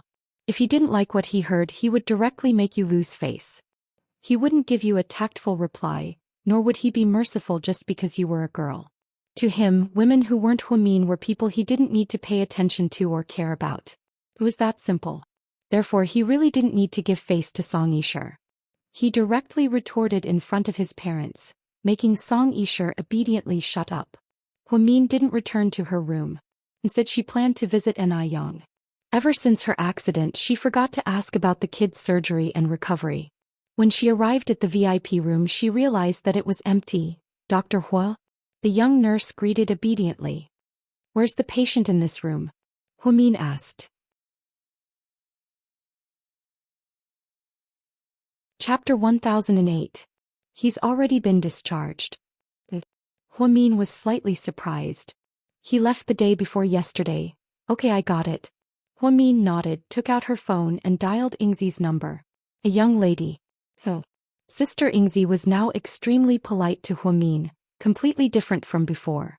This wasn't only because Huamin was GK's a young lady, but also because Sister Ingzi admired Huamin's way of dealing with people. Huamian was decisive, straightforward, loyal, and most importantly, resolute.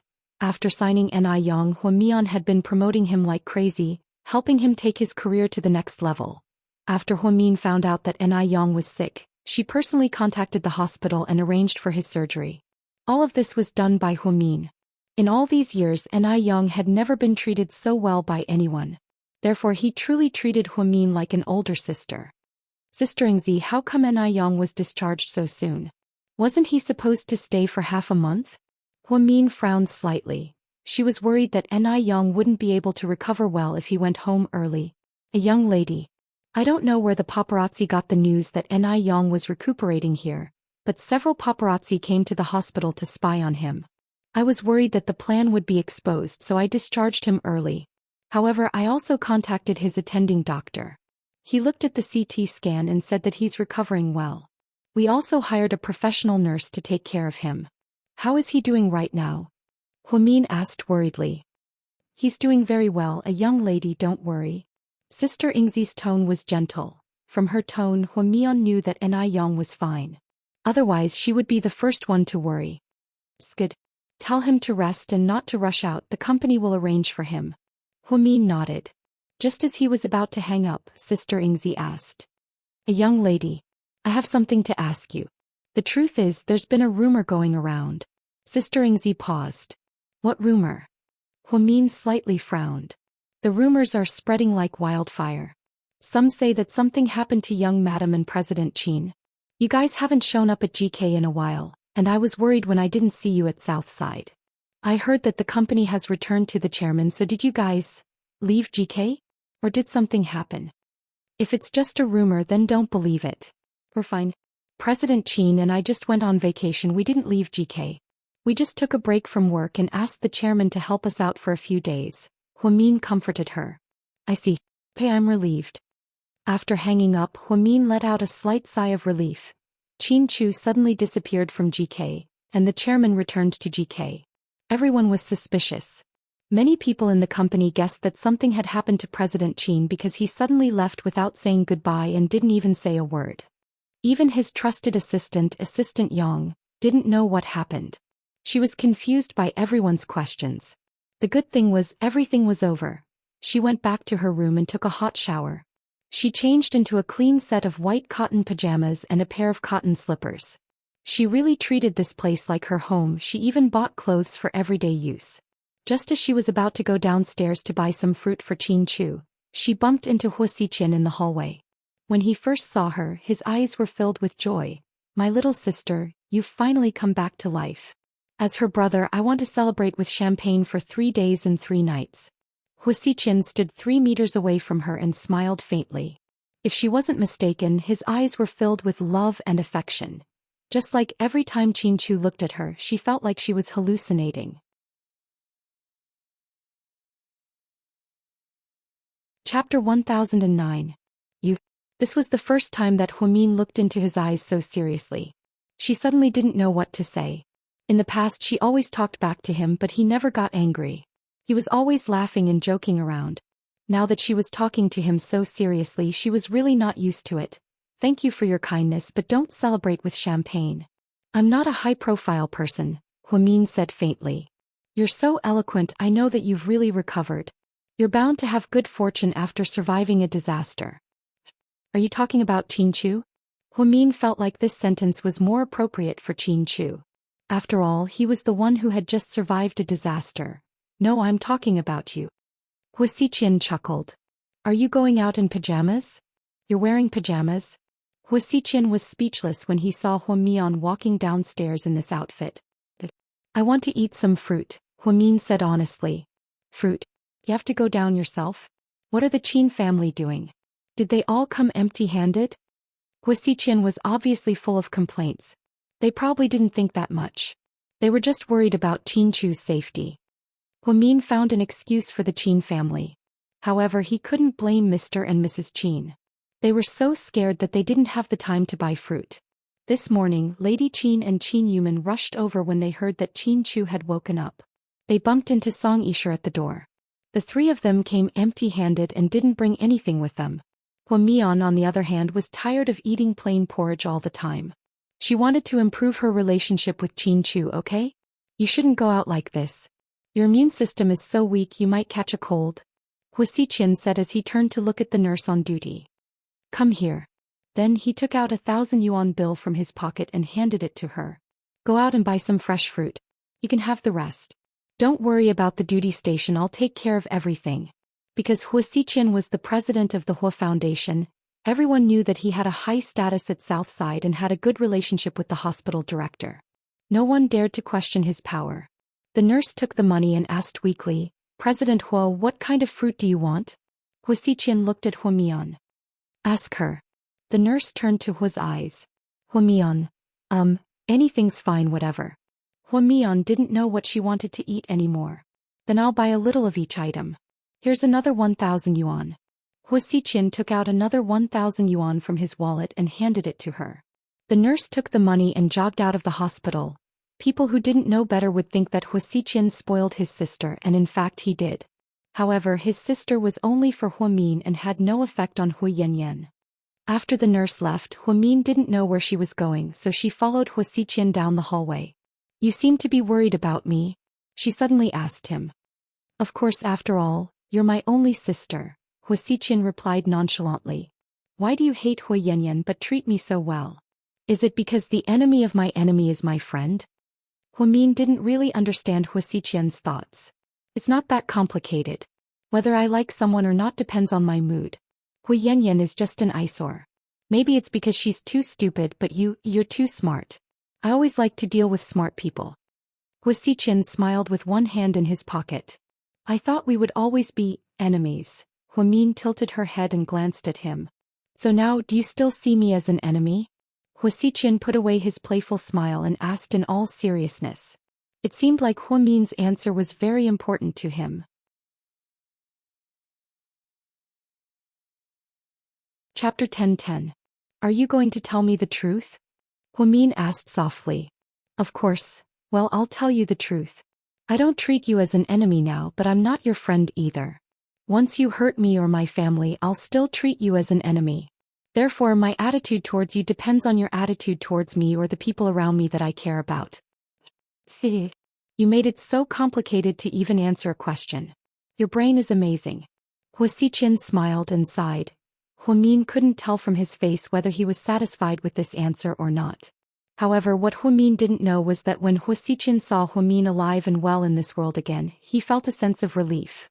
He suddenly felt like the haze in his heart was swept away. It was as if the sun was especially bright today. The phrase "your world can be filled with life because of one person" was not chicken soup for the soul, but rather it was a true feeling. Hua Xiqian always thought that Hua Min was the most outstanding person in his past, present, and even future. She was so beautiful and eye-catching. If he lost her, then his life would be dull and boring. Just like Suyu, he had everything he wanted. He endured humiliation and tried to please Jiang Hong. Along the way, he usurped the throne and tripped over Xinjiani. He kicked out Hua Yanyan and Hua Si and made Hua Jinghai a mere figurehead. None of this gave him a sense of accomplishment. It was as if these things were meant to be his. Only Hua Min was the most beautiful accident in his life. He liked this accident that God created for him. Even though she didn't belong to him yet, he still liked this accident. Soon the nurse came back with 2 deliverymen behind her. Each of them carried a lot of bags of food. President Hua, I bought them. I bought a little bit of everything that was sold at the fruit store: strawberries, bananas, peaches, durians, cantaloupes, grapes, apples, pineapples, blueberries, longans. The nurse looked like she was going to list out all the fruits in the store. Hua Xiqian quickly stopped her. You don't have to report to me. Send it to Dr. Hua's room, he ordered. Yes. The nurse obediently led the 2 deliverymen to Hua Min's room. Thank you for the fruits. Hua Min glanced at Hua Xiqian and suddenly felt like he had a good side to him. Even though it was a waste to buy 2,000 yuan worth of fruits, his way of doing things made him feel good. Hua Xiqian was different from Suyu. He rarely squandered money like it was water, so his occasional extravagance was quite impressive. Go home. Don't go out and buy whatever you want to eat. Just call me when you get back, Hua Xiqian said. You don't have to be so polite. You don't have to come to see me all the time. Hua Xiqian, Hua Min was still very guarded against him. She always remembered what Qin Chu told her not to get too close to him. Qin Chu would never wrongly accuse someone for no reason. There must be a reason why he said that. Haha, you're flattering yourself again. Who said I was here to see you? I came to Southside to talk to President Wu about the cooperation between the Hua Corporation and Southside. I was just passing by to see you. I guess I misunderstood you. Hua Xiqian's words made Hua Min feel less burdened. Hua Min turned around and went back into the room. He picked out a few fruits for Qin Chu to wash. Dr. Hua, your brother is so nice to you. The nurse who bought the fruits was so envious. Haha, really? Hua Min thought that Hua Xiqian was nice to her for a reason. She would rather believe that she was still useful to him. Hua Xiqian originally planned to go upstairs and talk to President Wu. Ever since Qin Chu and Hua Min got into trouble, President Wu seemed to be spending a lot of time at Southside. Southside was doing better and better, and its reputation was about to surpass that of the first hospital. Just then he vaguely saw a pretty figure in the hallway. After identifying her, he smiled and walked over.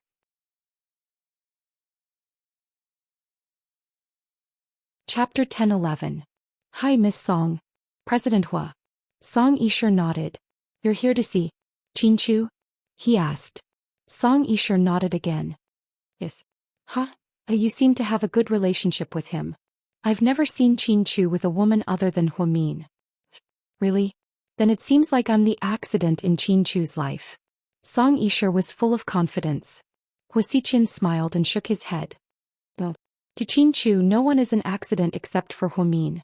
Miss Song's confidence is sometimes a good thing, but sometimes you can't be so sure. After all, it'll be bad if you get slapped in the face. Song Yisher still smiled elegantly. You seem to have some prejudice against me. Song Yisher wasn't a fool. Every time Huasiqian saw her, she could tell what he was saying. Especially when she knew that Huasiqian was Huamin's brother. Although they weren't close, she was still very guarded against him. Prejudice? Of course not. I don't have any prejudice against beautiful women. I just really admire Miss Song. Now in the whole circle, you're a famous person. You haven't been back for long, but you're already so open. So I'm thinking, it's rare to find a woman as smart as you. Since you're so good, why are you looking for things that don't belong to you? It's so tiring to steal other people's things. It's better to find someone you like. President Hua, you're wrong. How do you know that I'm stealing other people's things and not taking back what belongs to me? I'm innocent too. I'm also the victim. I don't feel good about it either. I'm also a victim. Song Yisher pretended to be pitiful, but her words were very obvious. She had met Qin Chu when she was 8 years old, and Huamin was the third party. Therefore she did not think that she was a mistress. That's why I say, some people are smart all their lives, but sometimes they're stupid. I really don't want Miss Song to be such a woman. What does President Hua mean by this? Is he warning me? Do you want to fight for someone? Song Yisher smiled meaningfully. No, I just think that since you're so beautiful, why don't you give me a chance? Maybe we're the best match.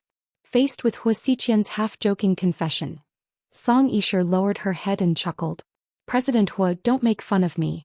You have so many women around you and you're never short on any of them. Why would you stop at me? I know myself very well.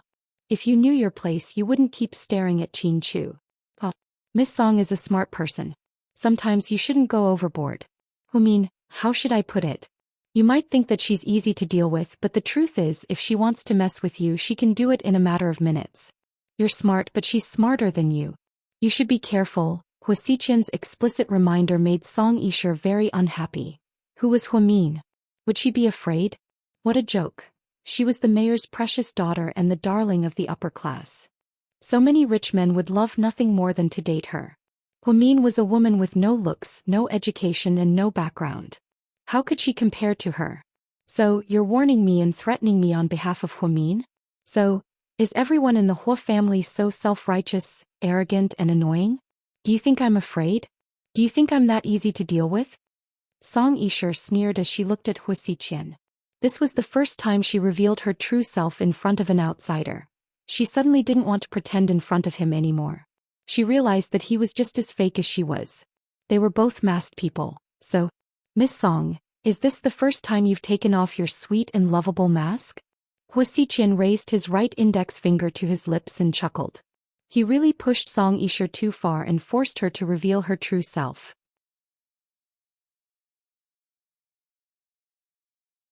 Chapter 10-12. President Hua, you're overthinking things. Life isn't a melodramatic drama. I don't even know what you're talking about. I, Song Yisher, have always been a real person. You think I'm not passionate enough about you, but that's because I don't know you well. So don't judge me because of this. I won't accept your comments. Huasiqian's words made Song Yisher very unhappy, but she wasn't going to fall out with him here. There were too many people here and someone like Huasiqian was here, so Song Yisher didn't think it was necessary to continue arguing with him. Her opponent was Huamin, not Huasiqian. Okay, if you want to keep wearing it, then okay. I'm really curious to see how long you can wear it. It'd be best if you don't take it off for the rest of your life. That would be perfect. After speaking, Huamin stretched lazily and walked away.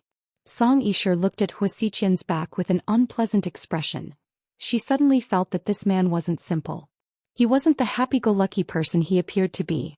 Moreover, Huasiqian, an adopted son, was able to survive among the wolves, tigers, and leopards of the Hua Corporation and reach the top. Was that something a simple person could do? Song Yisher didn't know what the relationship between Huasiqian and Huamin was. She didn't know if Huasiqian really wanted to help Huamin, or if he was just doing this. Therefore she didn't dare to act rashly. However, she was sure that she didn't take Huasiqian's warning to heart. Was Huamin very powerful? Was he smart? Was he easy to deal with? She really wanted to challenge him. Her life had been so smooth, she really wanted to take a detour.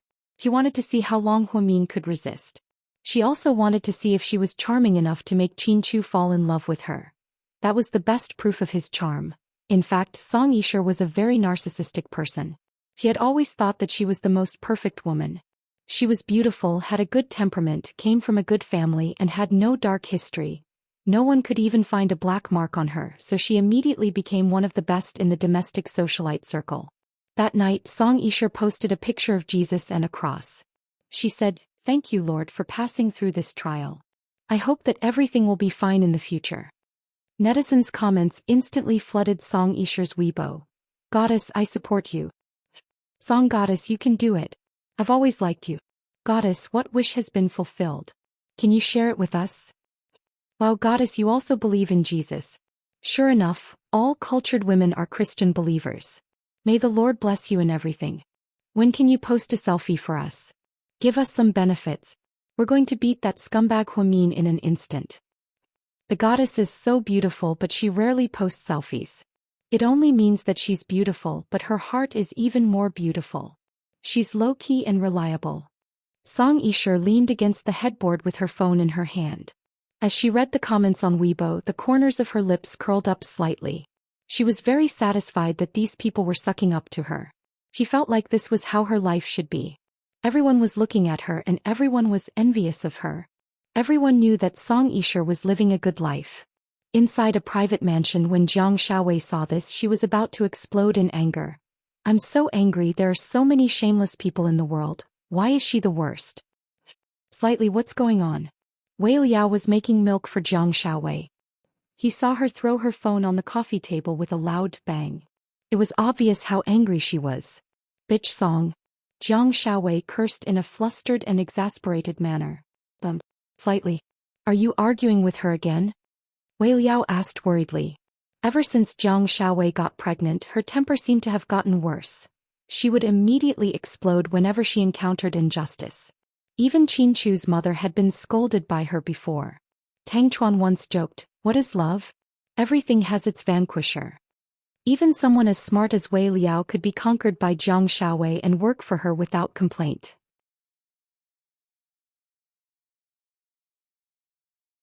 Chapter 10:13. Fight with her? Does she even have the right? I'm scared that she'll dirty me. I used to think that Huamin was too low-key. What about now? Wei Liao asked with a smile. Now I think that Huamin was right to ignore her. She's a bitch. Just her mask disgusts me to death, and she still wants to pretend to be a goddess. Slightly.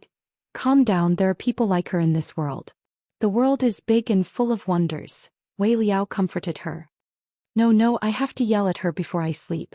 After speaking, Jiang Xiaowei left a comment on Song Yishur's Weibo using her sock puppet account, master of curbing all kinds of bitches.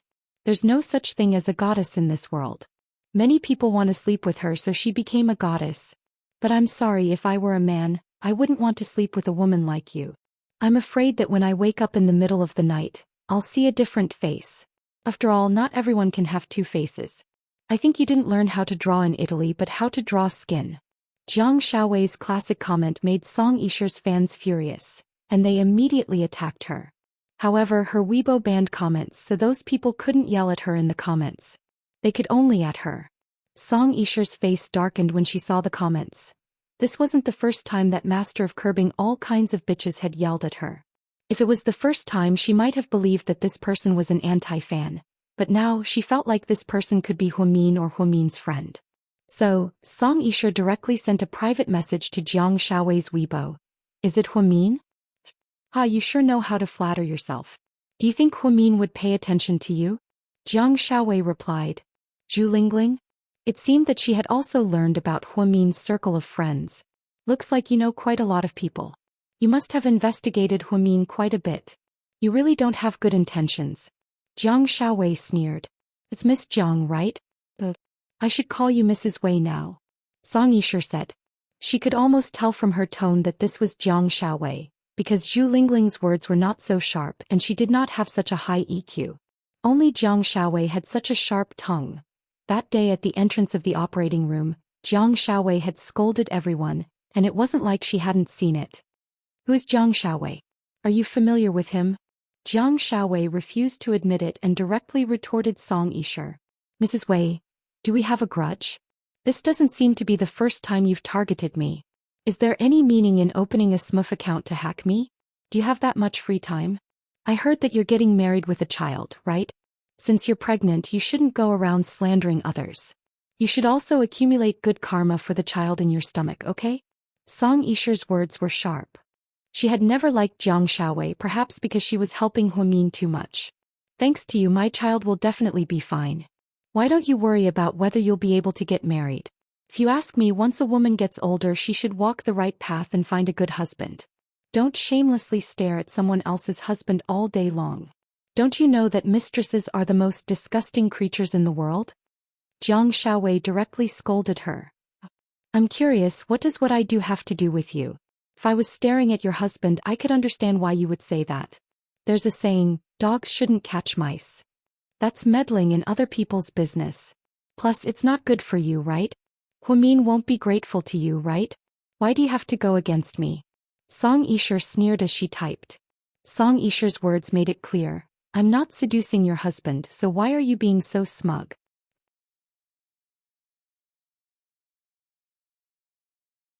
Chapter 10:14. Jiang Shaowei was furious when she heard this.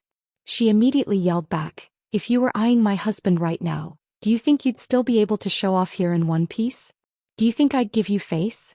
Huamin may not want to talk to you, but that doesn't mean he's afraid of you. I really have to hand it to you for being so thick-skinned as to get involved with him. Actually, calling you a mistress is already a compliment to you, because only a woman who's been acknowledged by a man can be called a mistress. To Chin-Chu, you're probably just a passerby. So sometimes I feel sorry for you. You're the legendary type of person who asks someone to sleep with her, but the other party refuses. It's a pity for your face. See. All these years, very few people could win against Jiang Shaowei when it came to insults. She was practically invincible. Moreover, she was especially good at reading people's minds. She would directly say things that would break people's minds. Wei Liao once said that one day he should let Jiang Shaowei and Huamin have a verbal duel. Perhaps the only person in the world who could suppress Jiang Shaowei was Huamin. As expected, Song Yisher was angered by Jiang Shaowei's words. She angrily blacklisted her. Then she stopped private messaging her. Jiang Shaowei was proud of herself. After a round of battle, she made Song Yisher run away at the last minute. She ran away so easily? I have more tricks that will make you feel even worse. Aren't you just a scheming bitch? I'm even more ruthless than you. Jiang Shaowei immediately logged onto her main Weibo account. It was a verified account with a verified ID. Her verified username was Slightly Smiling, and her profile was Jiang Shaowei, a well-known psychologist in the country and a special commissioner of the Public Security Bureau. Jiang Shaowei also had hundreds of thousands of followers, and she would occasionally update her Weibo. She wrote a paragraph on her Weibo. I'm so happy today to be good friends with Song Goddess. She's a really nice person just like her. Then she at Song Yisher. Many fans began to comment below, and it was extremely lively. Song Yisher's phone exploded as well. Fans who didn't know what was going on left comments under Song Yisher's account. Sure, you know Shaowei? Oh, that's great. Goddesses are indeed best friends. Song Goddess, you even know Dr. Jiang? I'm so envious. You're both top students. I love both of you. Song Yisher had just been scolded by Jiang Shaowei, so she was still angry. She was still angry when she was called out by Jiang Shaowei's main account. She was about to explode with anger. Being the same on the outside and on the inside, this sentence was really high class. Others might not know, but how could she not know? But due to the influence of her fans, if she didn't respond, it would cause suspicion or be seen as arrogant. Therefore, she had to bite the bullet and reply to Jiang Shaowei. It's nice to meet you. Rest early, moi. Song Yisher clearly hated Jiang Shaowei to death, but she still sent a moi. This was really difficult for her. After Jiang Shaowei saw the reply, she hugged her phone and laughed hysterically. Slightly. You won the argument again? Wei Liao silently looked at his wife. Argument? How could that be? Am I such a vulgar person? To deal with a bitch, you have to use an even more despicable method. I think bitch Song will lose sleep tonight. After speaking, Jiang Shaowei replied to Song Yisher again. She even sent a picture of a luxury watch to Song Yisher. Trisha, is this watch nice? Do you like it? I'm planning to buy it for you. A watch for you equals bitch Song. Jiang Shaowei was like the first black person in the world. She didn't even use a dirty word when she scolded people. After Song Yisha saw this, her face turned green. She instantly understood. However, the fans didn't understand and left silly comments below. This watch is very expensive. The two goddesses are so close. Seriously, why didn't anyone give me such a nice watch? I'm so jealous. Song goddess, take it, it's a waste not to take it.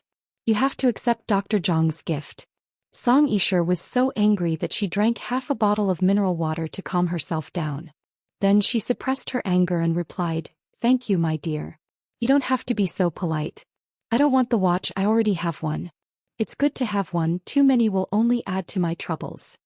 One of the fans unintentionally asked, "Isn't it unlucky to give someone a watch? Watches and clocks are the same type. Doesn't that mean that someone is going to die?"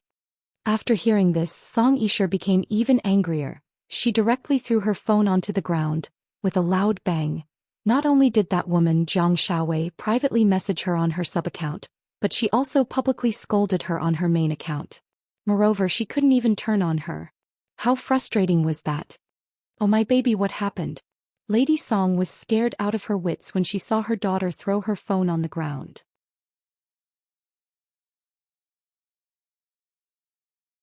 Chapter 10-15. Mom, I don't feel good. Song Yisha pouted and began to complain. What's wrong? Who messed with my baby girl? Lady Song only had one daughter, so she loved her dearly. Mayor Song also treated her like the apple of his eye and was always proud of her. Mom, let me ask you, if I want to be with Qin Chu, will you support me? In front of her mother, Song Yisha publicly expressed her feelings for Qin Chu for the first time. She didn't seem to want to wait any longer. I knew you were still thinking about Qin Chu, but he's already married. Lady Song also thought that Qin Chu was a good match for her daughter, but the bad thing was that he was already married to his first wife. Mom, what era are we in now? Why would they get divorced after marriage? It's not like they're going to be married forever. Song Yisha retorted. But my baby girl is going to marry a divorced man. Why do I feel like you're being wronged? In Lady Song's eyes, no woman in the world was as good as her daughter. She even labeled Qin Chu as a divorced man. Mom, I wouldn't mind even if Qin Chu marries a third or fourth time, let alone a second time. Seriously, if you really like Qin Chu, why didn't you do it earlier? They're both studying in the West. You should have told me earlier. Why did you let an outsider come between you? I'm so worried for you. Lady Song didn't understand. What had her daughter been doing all these years? Now that Qin Chu was married, she suddenly remembered that she liked him. Song Yisha sighed slightly and then slowly said, Mom, actually, I went to look for him back then, but I didn't dare to see him. You don't know how cold and scary he was.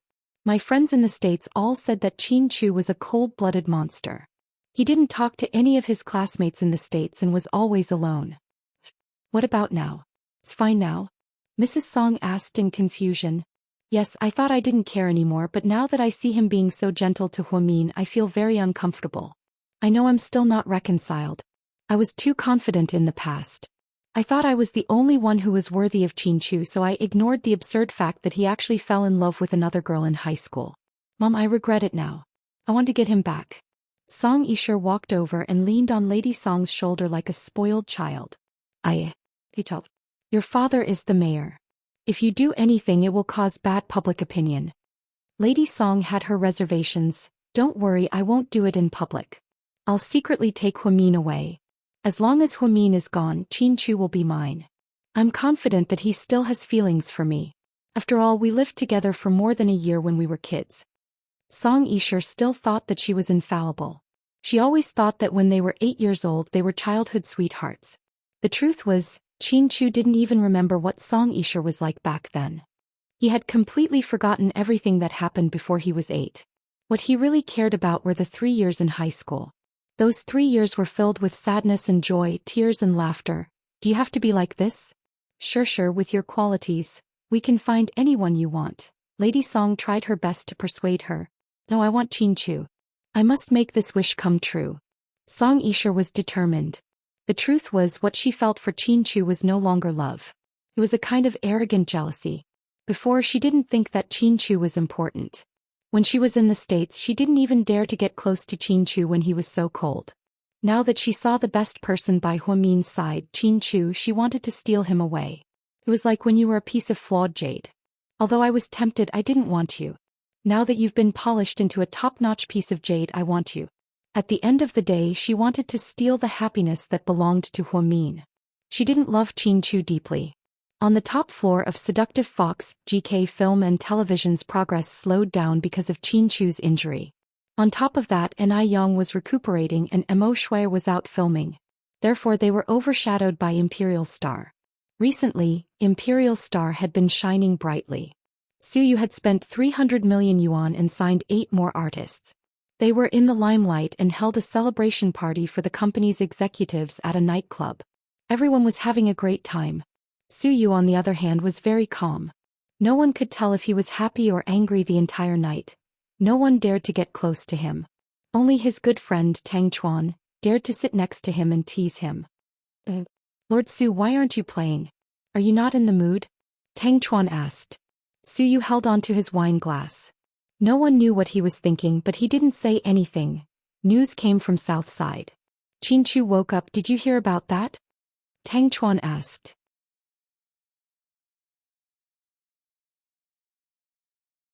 Chapter 10:16. Isn't that a good thing? Suyu wasn't surprised and his tone was indifferent. It's not a good thing for you, right? As long as it's a good thing for Huamin, Suyu replied calmly. Lord Su, be honest this time, did you ever think that Qin Chu would never wake up? Tang Chuan was actually very curious about Suyu's current state of mind. After this experience, Suyu seemed to have matured. His temper was becoming more and more restrained and his fiery temper was almost gone. This was magical and it was all thanks to Huamin. Her appearance completely changed Suyu. Are you going to be honest? Suyu licked his lips and asked. Of course, we've been buddies for so many years. Just tell me the truth today and I won't tell anyone anyway. Tang Chuan patted his chest and promised. Then he looked at Suyu with a gossipy expression, waiting for his answer. Suyu sighed softly and then slowly placed the red wine glass on the black coffee table in front of him. Never. I even hoped that Qin Chu would wake up. Because if he doesn't, Huamin won't wake up either. This was what Suyu cared about the most. Tang Chuan wasn't present at the incident at the hospital that day, so he didn't know the details. If he knew, he wouldn't have asked Suyu this question. Because if something happened to Qin Chu, Huamin would be done for. So, how could Suyu hope that Qin Chu wouldn't wake up for the rest of his life? He even tried his best to contact the military doctors. He looked for hospitals, specialists and everything else. After being busy for many days, he finally succeeded. Qin Chu woke up and so did Huamin. However, he quietly left. He didn't go to the hospital anymore. He didn't even know what identity he should use to go there. Plus, it was good enough to know that Huamin was fine. If he went there too often, he was afraid that rumors would start again. He didn't care as there were so many rumors about him these past few years. However, he couldn't ignore Huamin. Her reputation at South Side and in society, he couldn't ignore it. He didn't want to hurt Huamin. He only wanted to see her smile, even if it wasn't for him. You're so great. Young Master Su, please accept my kneel.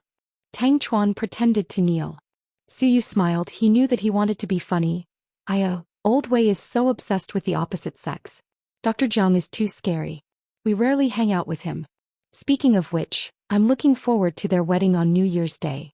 Oh right, you're the best man, right? You're the groomsman's. Tang Chuan continued to gossip. That's still a long way off, I haven't even thought about it. Suyu smiled. Just then Jian Tong walked over, wearing a long black dress with a deep V and a white mink cloak.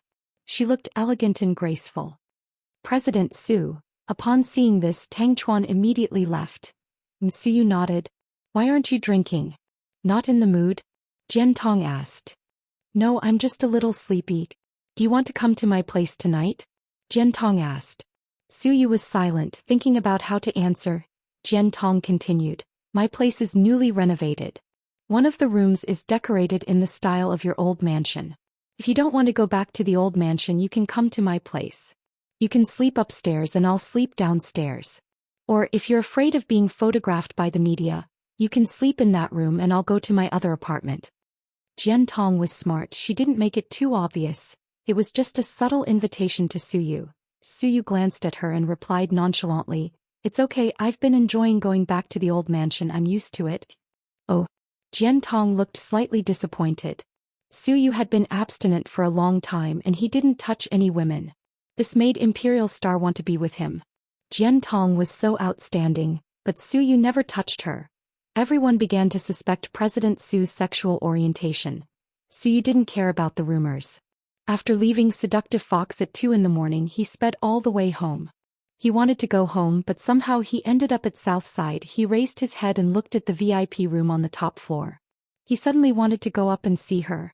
"Young Master Su, you're here to see Dr. Hua again?" Huamin's assistant already knew that Su Yu and Huamin were friends, so he didn't think much of it and greeted him with a smile. "Is she asleep?" Su Yu asked softly. "You're tuning in to the Biao's Wuxiao Chronicles YouTube channel. Don't forget to subscribe and join us on this journey to catch the most captivating stories.